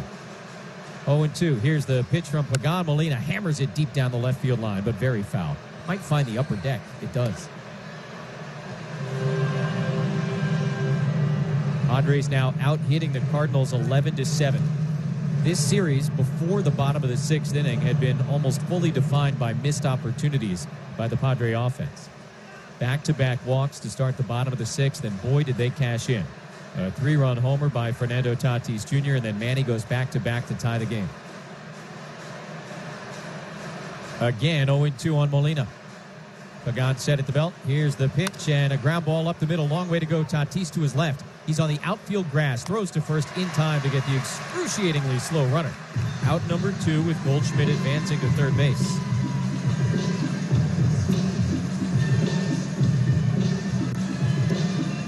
So it'll be Paul DeJong coming up.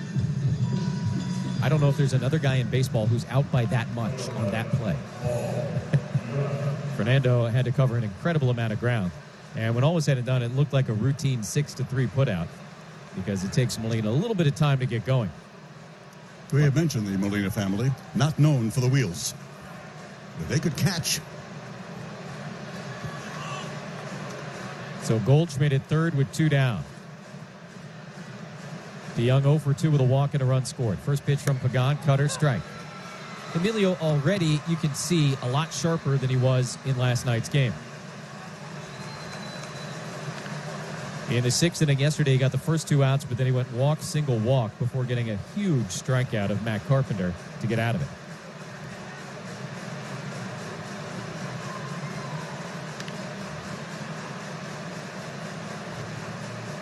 No balls and a strike to DeJong. Here's the pitch, and that's another cutter for a strike, 0-2. Perhaps the most wild thing about all that is that Matt Carpenter is one of the great bases-loaded hitters of all time. I think his average in his regular season career with the sacks full is .491. And Pagan struck him out with the bases loaded to end the top of the 6th yesterday, but Padres offense never got it going against the Cardinal pen. Different story tonight. 0-2 on DeJong. Pagan ready. Here's the pitch. It's outside. Obviously, everything is amplified so much in the postseason. And you start thinking about a ball in the dirt and Goldschmidt 90 feet away. The good news, I guess, is that Pagan is really just a fastball cutter guy. Everything moves left to right more than up and down. 1-2, swing, foul tip, held by Nola, strike 3.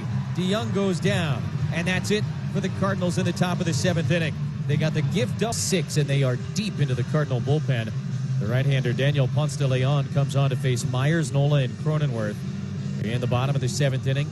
Pitching change brought to you by Lucia Capital Group, offering financial planning and wealth services. Get your free Social Security Decision Kit at freedecisionkit.com. A registered investment advisor not affiliated with SSA. First pitch to Will, a fastball, and down the middle for a called strike at 95 miles an hour. Ponce de Leon has pitched in the big leagues each of the last 3 years for these guys, and Will has never faced him. Here's the 0-1, and a big slow curveball bends in a little bit inside. 1 ball and 1 strike on Myers.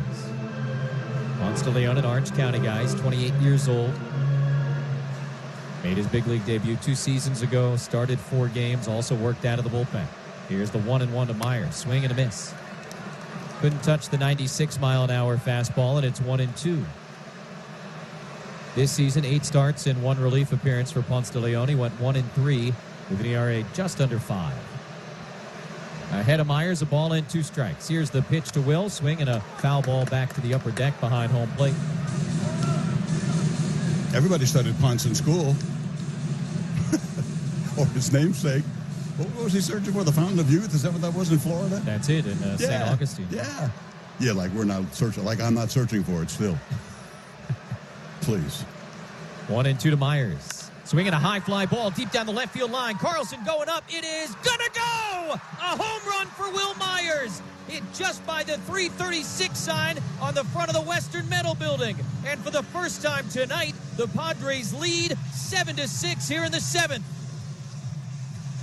Myers rounds third. A salute to Glenn Hoffman. He will come home with the go-ahead run. And the Padres have spilled most of the way out of the dugout to greet him. The third home run in the last 2 innings. 7-6 San Diego.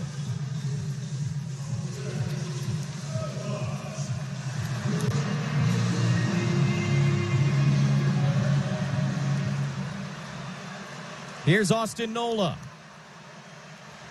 Swings and misses at a fastball. Myers, an absolute laser down the left field line. Fair foul was a little bit of question watching it. Honestly, height was a little bit of a question watching it.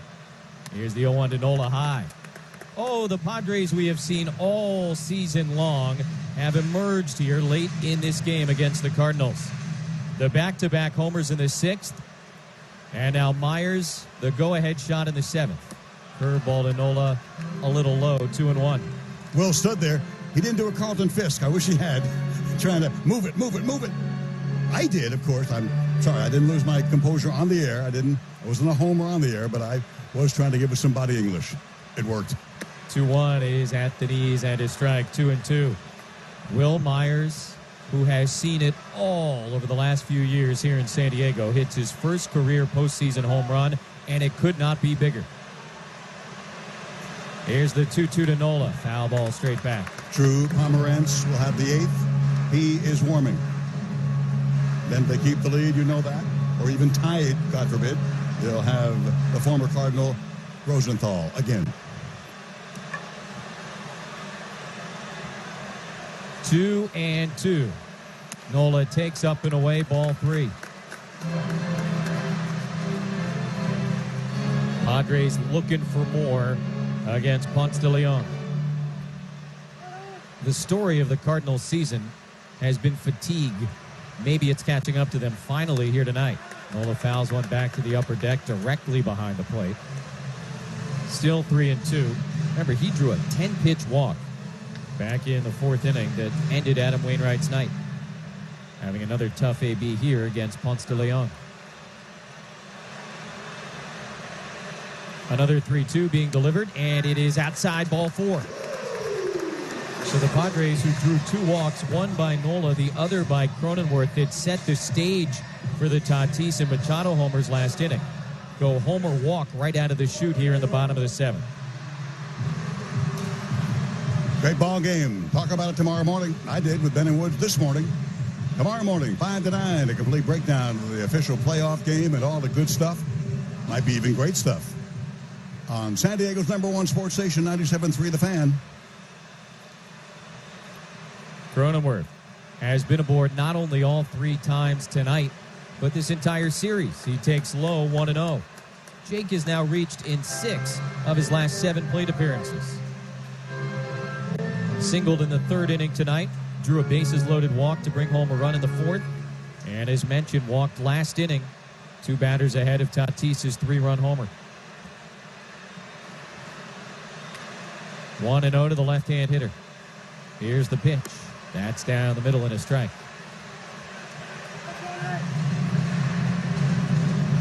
For much of this season, Cronenworth had very even splits in terms of handling left-handed pitching and right-handed pitching. As the league adjusted, that changed a little bit. He continued to mash righties, and he's facing one right now in Ponce de Leon. Here's the 1-1. Fouls it straight back, a ball and 2 strikes. I remember just one of the Oakland series in the early 70s with Dick Williams' bunch.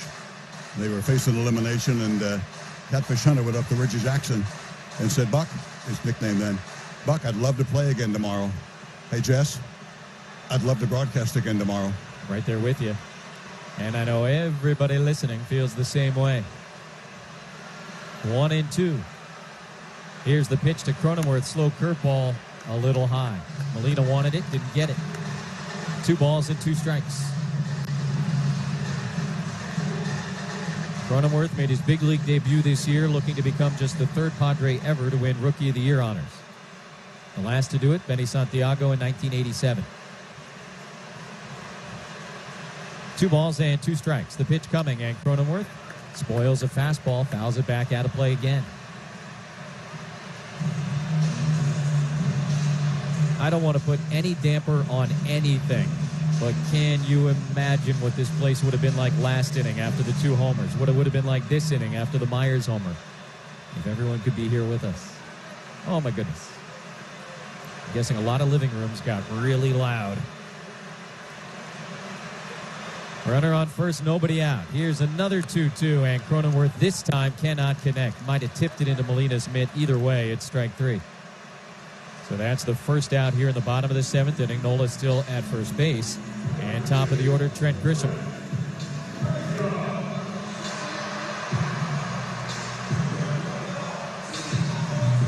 Always talk about how good teams, great teams, they get it done from different guys every night.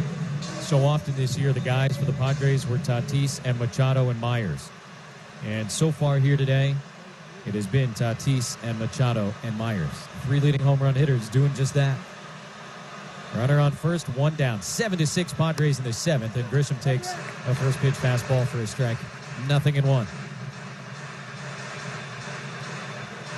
Trent 0 for 3. He drew a walk in the 3rd inning and robbed by Goldschmidt in the 1st.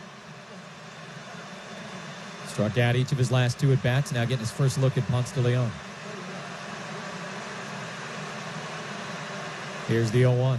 And Grisham hits it in the air foul left side. Trent had a very tough moment to start the top of this 7th inning. Went back on a ball hit by Goldschmidt in center field, leapt up, and had it go in and out of his glove. Turned into a double for Goldschmidt. But Emilio Pagan said no problem. He picked up his teammate, and he got the next 3 guys. It ended up not mattering. And now he's got an opportunity to help progress the cause on an offensive standpoint. In an 0-2 hole with Nola at first and 1 away. Ponce de Leon set. The pitch. Swing and a miss. Back-to-back strikeouts for Ponce de Leon. That will bring Fernando Tatis Jr. back to the plate. A 3-run homer last inning. That made it 6-5 Cardinals. Manny Machado would go back-to-back. That made it 6-6. And starting off this inning, Will Myers, a lead home run to put the Padres in front 7-6.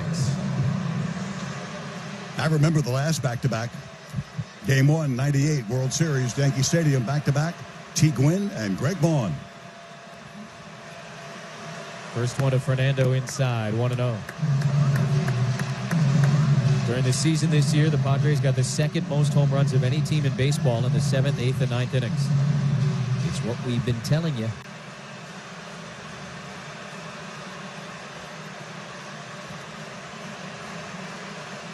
Nola at first base, 2 down. Ball and no strikes to Tatis. Here's the pitch, inside again, lifts up the hands, and goes to 2-0 against Daniel Ponce de Leon. Fernando led the club with 17 home runs in the regular year, and now a 3-run shot here tonight, his first, obviously, in the postseason. Padres went 14 innings to start this series without a home run. Now they've hit 3 in the last 2. Here's the 2-0 pitch, and Fernando takes outside. 3-0 to Tatis.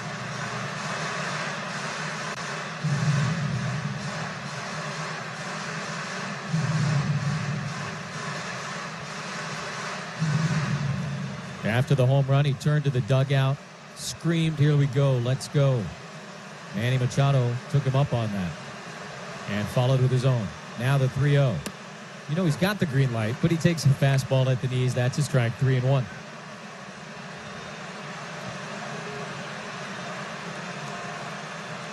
Seven to 6 Padres in the bottom of the 7th inning. Drew Pomerantz is up in the Padre bullpen. Hitters count. Here's the 3-1. Tatis takes, and a fastball strike. It's full, 3-2.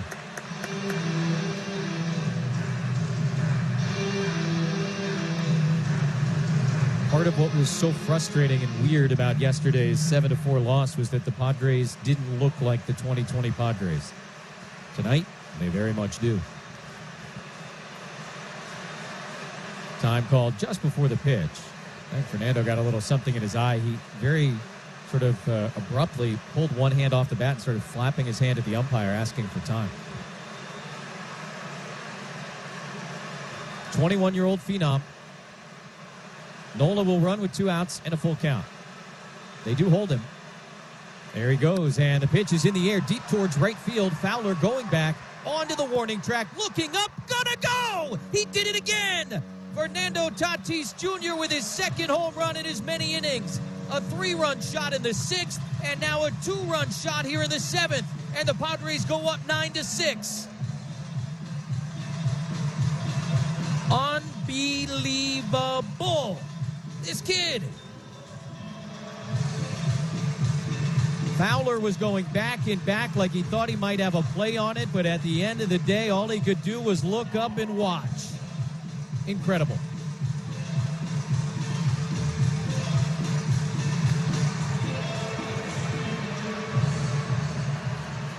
Four homers in the last 2 innings for the Padres.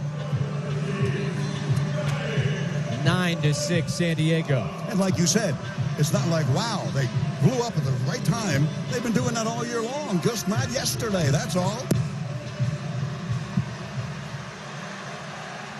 Now my darling granddaughter Scarlett is listening on the radio in bed, supposed to go to sleep. Scarlett, now you can go to sleep. El Nino came through. First one to Manny, a curveball for a strike.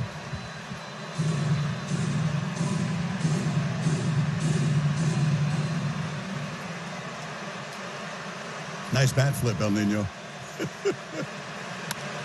Manny with a huge swing and a pop-up into very shallow left. The shortstop DeYoung goes back. He'll make the catch. That ends the 7th inning, but not before incredible damage is done by the Padres. 2 more home runs. Myers, a solo shot to put the Padres in front 7-6. And then with 2 away, Fernando Tatis Jr. with his second in as many innings will go to the 8th. 9-6 Padres on the Padres Radio Network. The 8th inning, Drew Pomerantz on to pitch, and his first offering to the left-hand hitting Matt Carpenter, a fastball strike to the top of the zone, 0-1. This is the bottom third of the order for the Cardinals against the veteran left-hander. Pomerantz has been so good for the Padres this year, did not allow an earned run until his final appearance of the regular season. 0-1 is way outside. A ball and a strike on Carpenter, who's doubled and scored, walked and scored, and also flown out. He's 1 out of 2. Padres have provided enough electricity in the 6th and 7th innings to make sure we don't have any more rolling blackouts for the rest of the summer. I guess it's the form. 1-1 is high, 2-1.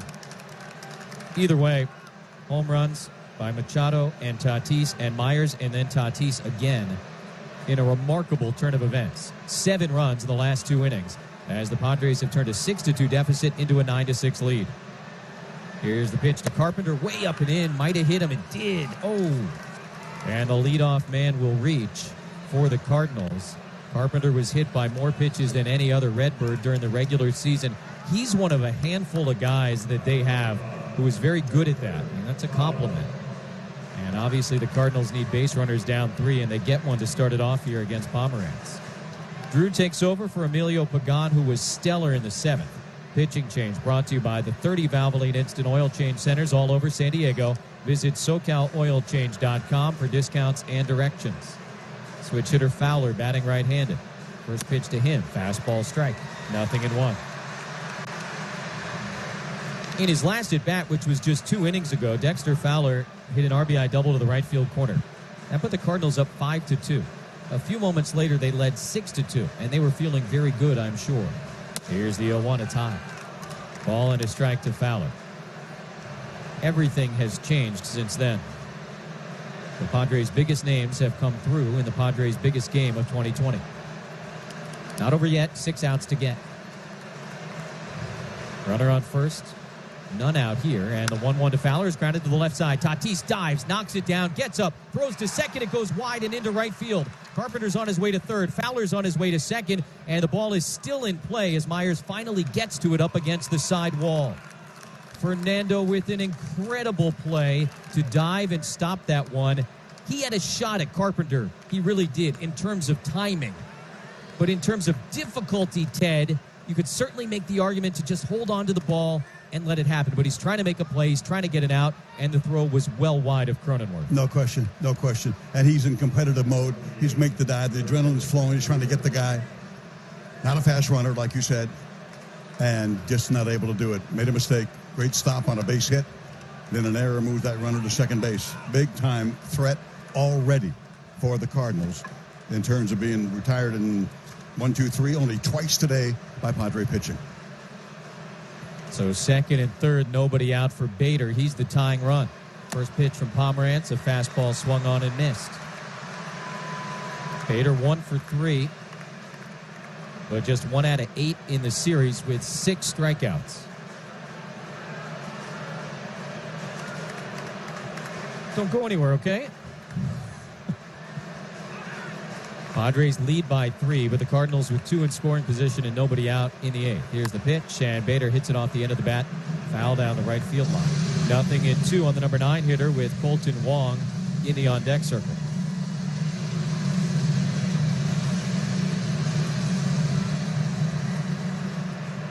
Pomerantz worked 1, 2, 3, 7th inning in last night's game. He struck Bader out. He also got Wong, who, as mentioned, will be next. Here comes the 0-2 pitch. Inside, nearly hit him.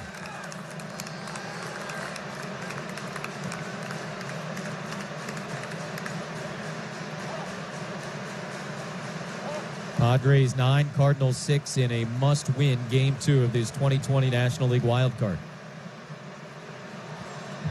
Padres trying to create a Game 3 tomorrow.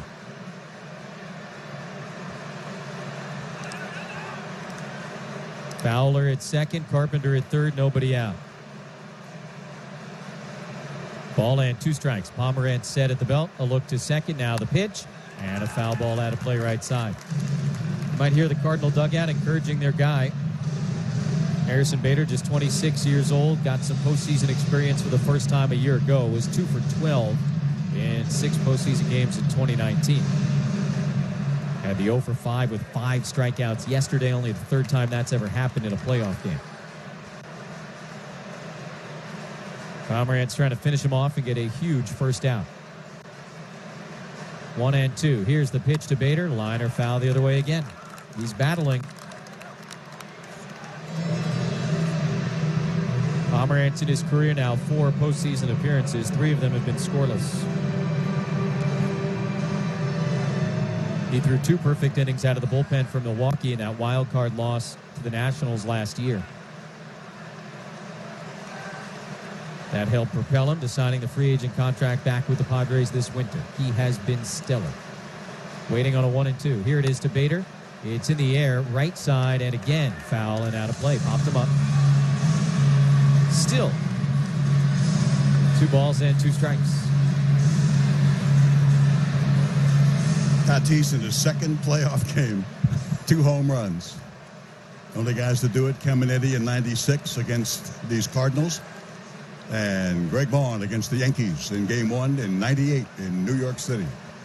Now Fernando Tatis, Cardinals 2020. Here's a 1-2, and that's in the air pretty deep out to center. Grisham's racing back into the right center field gap. He'll get there to make the catch. Plenty deep to bring home the 1 run. Both runners will tag. Carpenter crosses the plate. It's 9-7. Now with 1 out and Fowler on third. It's a great at bat by Bader.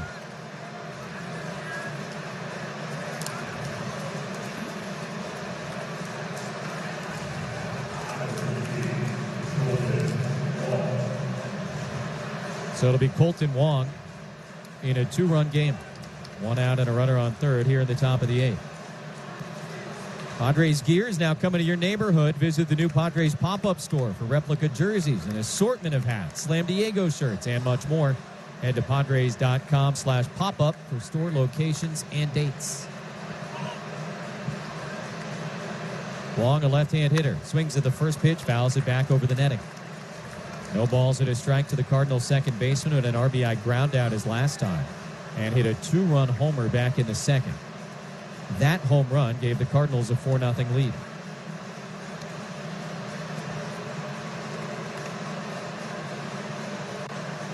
Pomerantz got him to fly out to center field in last night's game. Here comes the 0-1. That's in the air out to deep center field. Grisham's got to race towards the left center field gap this time. He will get there to make the catch, and that will be plenty deep to get the run home.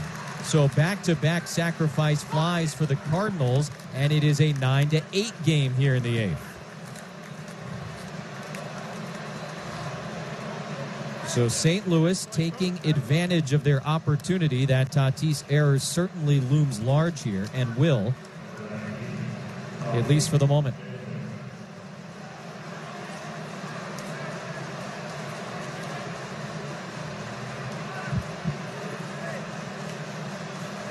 That two-run homer by Tatis in the bottom of the last inning, obviously huge. Here's Edman batting right-handed, and he takes low from Pomerantz, 1-0. Incredible how things change. You're up, you're down, you're up, you're down. What a sport, and driving you crazy. And with everything on the line in this game, 1-0, curve and a strike. And things I thought had changed in terms of the Cardinals making every play, getting every bounce, and then Will hits that ball. If things had continued there, it would have been a foul ball. It's a home run. I'm thinking it's changed. And then he hits the lead batter, and a rare shortstop error by Tatis. Pitch up and away, 2-1 to Edman. Goldschmidt on deck, and he has huge numbers in his career against Drew Pomerantz. Yeah, just when you think you know, you don't. 2 balls and a strike. The pitch to Edman fouled back, 2-2.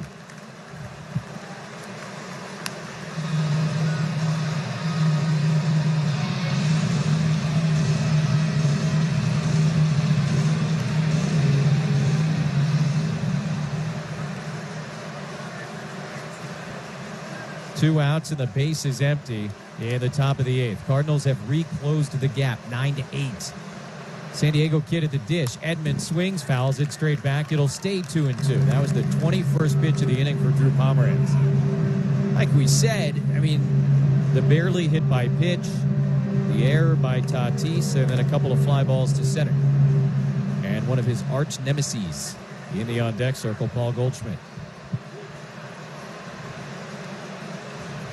Here comes another 2-2, swing and a miss. Nola picks it up, tags him out. Edman strikes out, and that'll end the top of the 8th inning. Cardinals get a couple. They pieced it together however they needed to, but the Padres still have the lead, and they will try. Back to Ted and Jesse in the Geico broadcast booth. Bottom of the 8th inning at Petco Park, Game 2 of this National League wildcard series. Padres trying to add to what is now a 1-run lead, 9-8. Eric Hosmer leading off against former Padre Tyler Webb. And the left-hander hits the inside corner to Haas, 0-1. Pham and Profar, the other two men scheduled to hit in this inning. Webb works quickly, kicks, fires, and the pitch to Haas fouled straight back to the netting, 0-2. If you don't remember Tyler Webb as a Padre, don't be discouraged. It was a very brief cameo in 2018, just 4 appearances.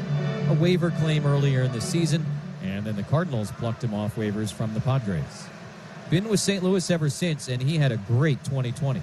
Here's the 0-2. Hosmer skies one on the infield. Molina looking for it. Behind the plate, he'll discard the mask. And right on that golden SD painted on the grass behind home plate, he makes the catch. So Hosmer fouls out to Molina, 1 away in the bottom of the 8th. Webb takes over for the righty Daniel Ponce de Leon, who had himself a rough outing.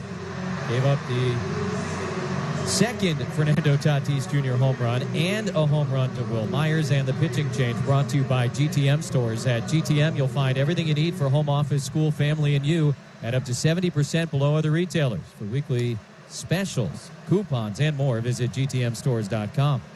Pham swings and misses at the first pitch. He lost the bat. And now he's looking down at that left hand. That is, of course, the surgically repaired left hand. He asks for time. He's in some pain. I think Jace Tingler's coming out to check on him. They'll get the trainer out there. I mean, he lost the grip on the bat completely, and now he's kind of flexing his left hand, making a fist, opening it, making a fist, opening it, and appears to be in a fair amount of pain.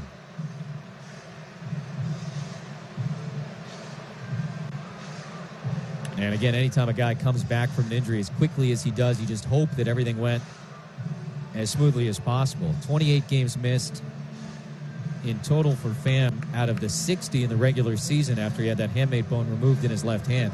He's telling everybody he's okay. He is, as we've been told endlessly, one of the toughest men in baseball in terms of pain tolerance and fighting through it, and he'll continue to do that here. Pham working on a 4-for-4 day, 3 singles and a double his last time. Back in the box now with 1 out, nobody aboard. Here's the 0-1. And Tommy hits a ground ball to third base, gobbled up by Edman. Routine play is throw to first just in time to get Pham, who always hustles. 2 outs at the bottom of the 8th. We'll pause 10 seconds for station identification. This is the Padres Radio Network. KWFN-FM and KWFN HD1 San Diego, a radio.com sports station. Hear the San Diego Padres on San Diego's only FM sports station, 97.3 The Fan.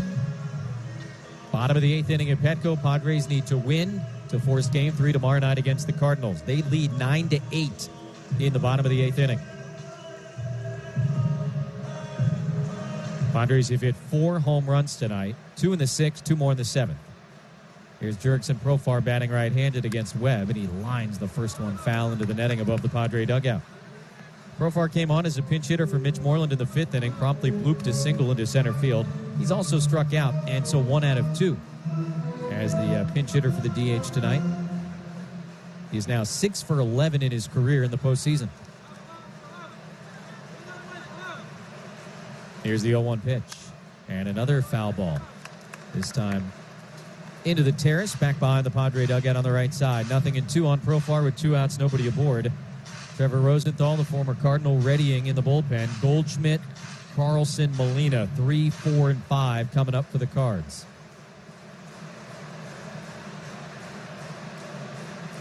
Here's the 0-2. Profar, hard hit grounder through the left side for a base hit. His second of the night. Big bat flip on his way to first. And Profar, a 2-out single in the bottom of the 8th inning as the Padres look to add on, and he gets Will Myers to the plate. Will had the go-ahead home run last inning, put the Padres in front 7-6.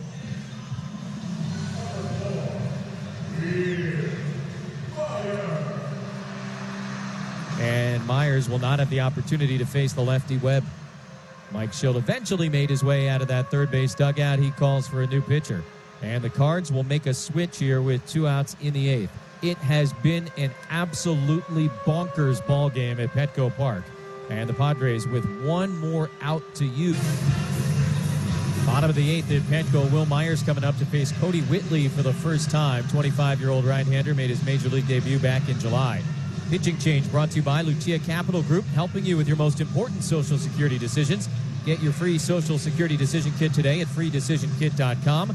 A registered investment advisor not affiliated with SSA. Padres have a 9-8 lead in the bottom of the 8th inning. They've got Jurickson Profar on first base, 2 outs, and Myers at the dish. Whitley set, paused, waiting, and finally Myers asks for time. Mentioned Whitley made his big league debut July 26th. He was on the COVID list from August 4th to September 22nd. When he was in there, he was very effective, particularly against right-handed hitters who were 0 for 8 against him on the season. Will, of course, is a right-handed hitter. First pitch right down the middle and at the top of the zone for a strike, 0-1. Whitley overall in 4 appearances allowed just 1 run on 2 hits in 4 2/3 innings. That is a 1.93 ERA. No balls and a strike to Myers. Will waits. The pitch is high. 1 ball and 1 strike. Whitley becomes the 16th pitcher used in this game. 8 by each side. And you got Rosenthal getting ready to pitch the 9th for the Padres. He will be lucky number 17. Profar with a big lead at first base. Not running, and the 1-1 is low. Guy's a little bit all over the place. 2-1 to Myers. I'm looking at those cutouts behind home plate of the boys of yore, you know what I mean? Craig Lefferts, Tony Gwynn, Gary Templeton, all those guys from 84 and other teams, watching these guys now in the postseason. I like it. Here's the 2-1. Myers swings, stings it out to deep center field. Bader's going back. Bader's at the wall. Bader leaps. Gonna go! He did it again! Tatis has 2. Myers has 2. What a night! And What a shot by Will Myers.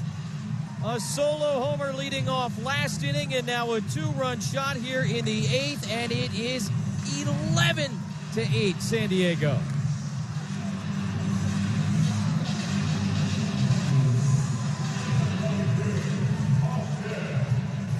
The Padres have absolutely teed off on the Cardinal bullpen in the last 3 innings. 2 homers in the 6th, 2 homers in the 7th, and now another in the 8th. Here's Austin Nola. He swings and misses. Strike 1. The 2020 Padres have returned. I guess we can say it took them 14 innings to get going in this series. Here's the 0-1. Nola out in front. Rips one foul down the left field line. But they have come alive here in the last 3. Mentioned Whitley was kind of all over the place. He had to throw a strike to Will, and Will was waiting for it. A line drive laser beam to straightaway center. Here's the 0-2. And Nola fouls it away right side. So all of a sudden, Rosenthal will be protecting at least a 3-run lead as opposed to just a 1-run lead in the 9th inning. Obviously, a rather large difference. One of the most incredible games in Padre history. 15 hits, 5 of which have gone over the fence. 0-2 is low.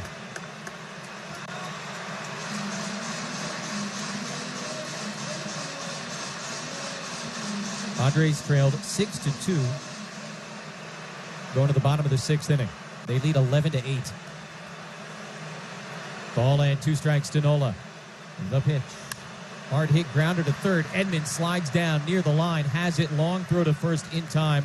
A fine defensive play by Tommy Edman to end the 8th inning, but not before Will Myers' second home run in as many innings extends the Padre lead. 11-8. Sandy. Padres baseball. Now, back to Ted and Jesse in the Geico broadcast booth.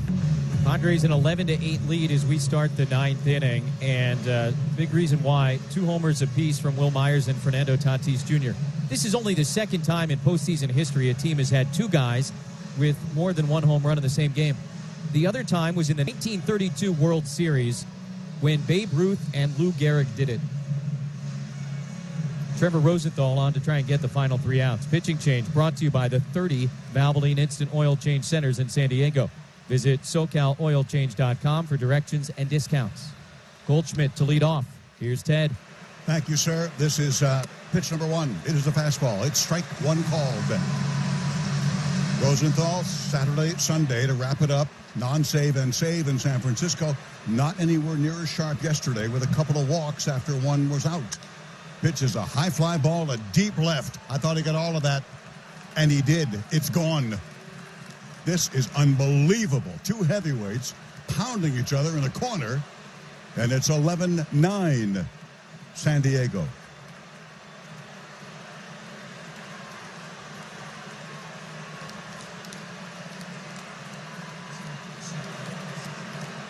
Their 9th hit is their 9th run, and the second of the series in 2 games to Goldschmidt, who didn't have a big, bicep flexing kind of a Goldschmidt year. But like we said, everything's different in the playoffs. That's what everybody says. It's a new season. The season started yesterday, and they're right. 2-run game. Pitch outside, off speed to Dylan Carlson against Rosenthal.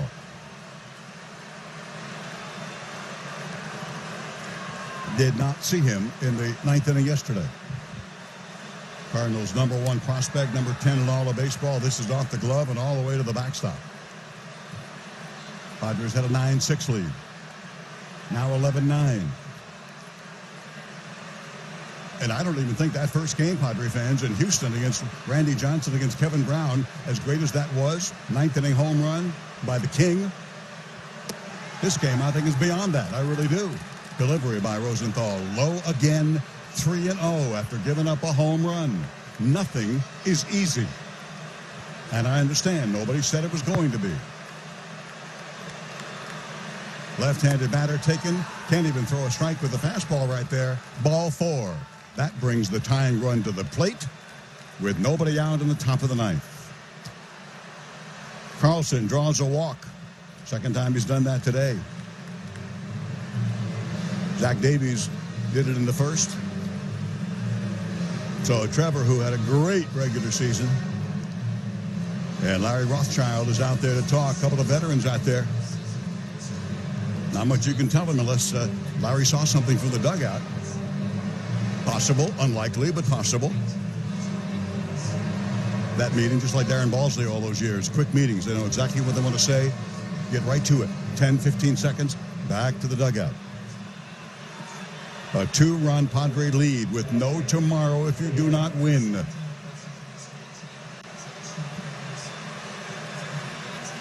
The veteran, of course, Yadier Molina. Wouldn't you know the Cardinals will be 3-4-5 in the top of the ninth? What else would you expect in a game like this? Trevor dealing. He's way out in front.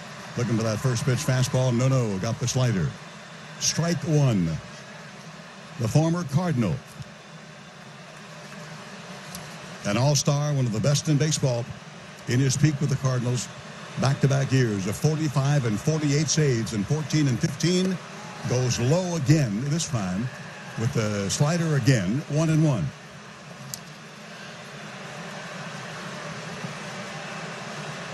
He got Molina on a fly ball to start out that top of the ninth yesterday. Not that means a whole lot. This veteran, 3 hits yesterday, 1 more today. Rosenthal deals to him. Slider foul down the right field, lower stands. Empty as they are, rattling around. A ball and 2 strikes. The double play is in order. With the runner at first, nobody out after home run walk to start this inning. Cardinals second. Jesse told you, the boys have hit 5. Playing to form? Yeah, I guess. Second most home runs in the National League. Here's the 1-2, and it's in the air to right field, and it's going to fall for a base hit in front of Will Myers. Up and throwing. Look out some more. Multi-hit game, Molina yesterday and again today. Singles in the first and ninth, and Rosenthal is not sharp. And believe me, we've seen him sharp in every particular outing of the regular season, including Saturday, Sunday in San Francisco. Tyler O'Neill, as he did yesterday, will be a pinch runner in the 9th inning. That was after the walk to Carpenter by Rosenthal. They brought O'Neill in. Now with Carlson, who runs fairly well at second base, O'Neill at first. Nobody out. Tying runs are aboard. The go-ahead run is at the plate. The veteran shortstop, Paul DeYoung. This is unbelievable. And Pomerantz, who's had good stuff and did again, hits the first batter, gives up an infield single, and then with an error, 2 sac flies, bringing the 2 runs. That changed everything toward the end of the ball game. First steal here by Rosenthal is outside, ball 1.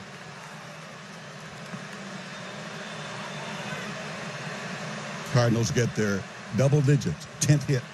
This one by Molina.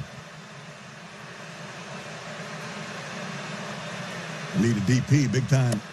DeYoung, not a fast runner, at the plate. He takes Hyatt inside. It's 2-0.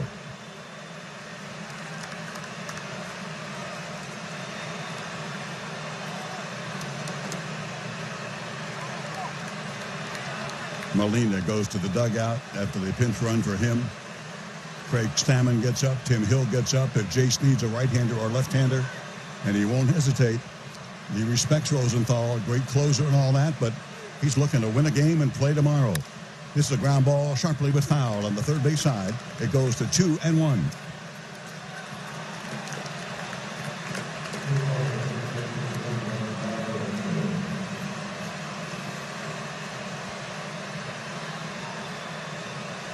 Just something else.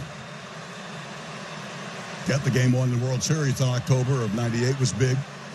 Vaughn, Gwynn, the home runs, back-to-back. Kevin Brown has to leave. Yankees come back on the grand slam by Martinez. Here's the 2-1. Swing and a miss.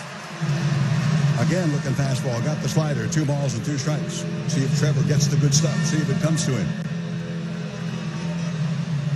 That was a heck of a game. I mentioned game 1 in Houston in '98, won by the Padres. I thought that was as good as any postseason game they played. This one right now to me is number 1, honestly.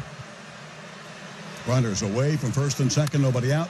The 2-2, he popped him up. on the infield. Cronenworth coming toward the bag at second and makes the grab.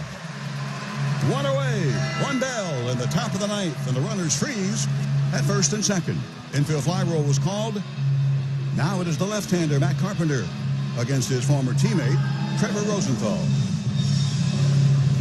Like I said yesterday, a Padre closer named Trevor. You want to bring back memories to Uncle Teddy? Oh, boy.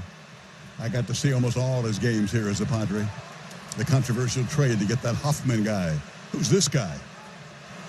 And giving up Gary Sheffield. How'd that work out, Padre fans? Real good. Real good.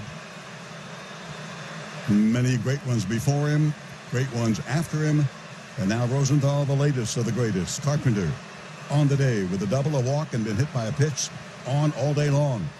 Trevor deals, check swing inside on the slider. Ball one. Home run, Goldschmidt. Like he did in the first inning yesterday, he does in the ninth today.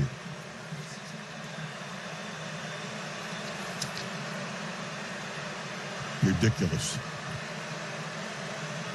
He'd been 1 for 10 ever against Rosenthal. Then he hits a home run. This series, I'm telling you, foul ball on a fastball going on back, 99 miles per hour, 1-1.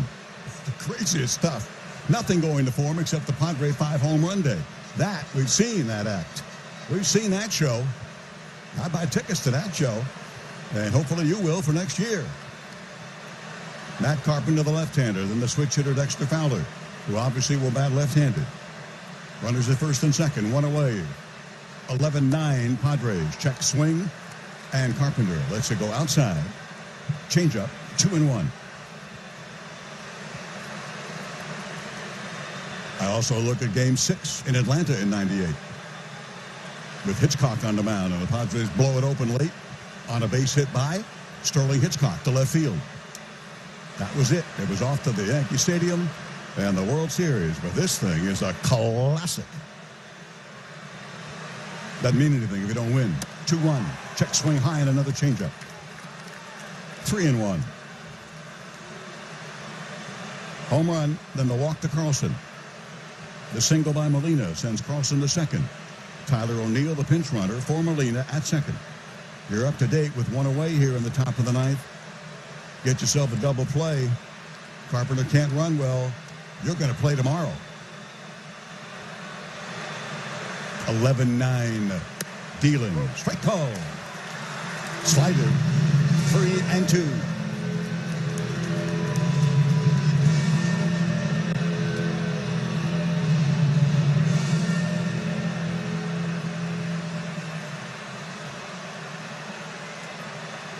Boy, Jace Tingler said before the game, our backs are to the wall. Hey, Ting, you think? And it hasn't been easy, and it's not over. We understand that. 3-2. Swing and a miss. Strike three. Another bell. Another out. 2 gone in the top of the ninth. Trevor Rosenthal this far away, this close to getting his team into the next round, or the final game, rather, of this round against his former team, the St. Louis Cardinals. Gotta like that side story, you really do. Now Dexter Fowler. Dexter has seen him and has gone 2 for 8 with 5 strikeouts. 2 for 8 all time with 5 strikeouts, and those 2 hits were singles. I know, Jerry, I know. That was then. This is now. Runners first and second, 2 gone. 11-9. Padres by a deuce. Ground ball right side. Taken by Haas. Going to the bag. This ball game belongs to my San Diego Padres and yours, who will play again tomorrow.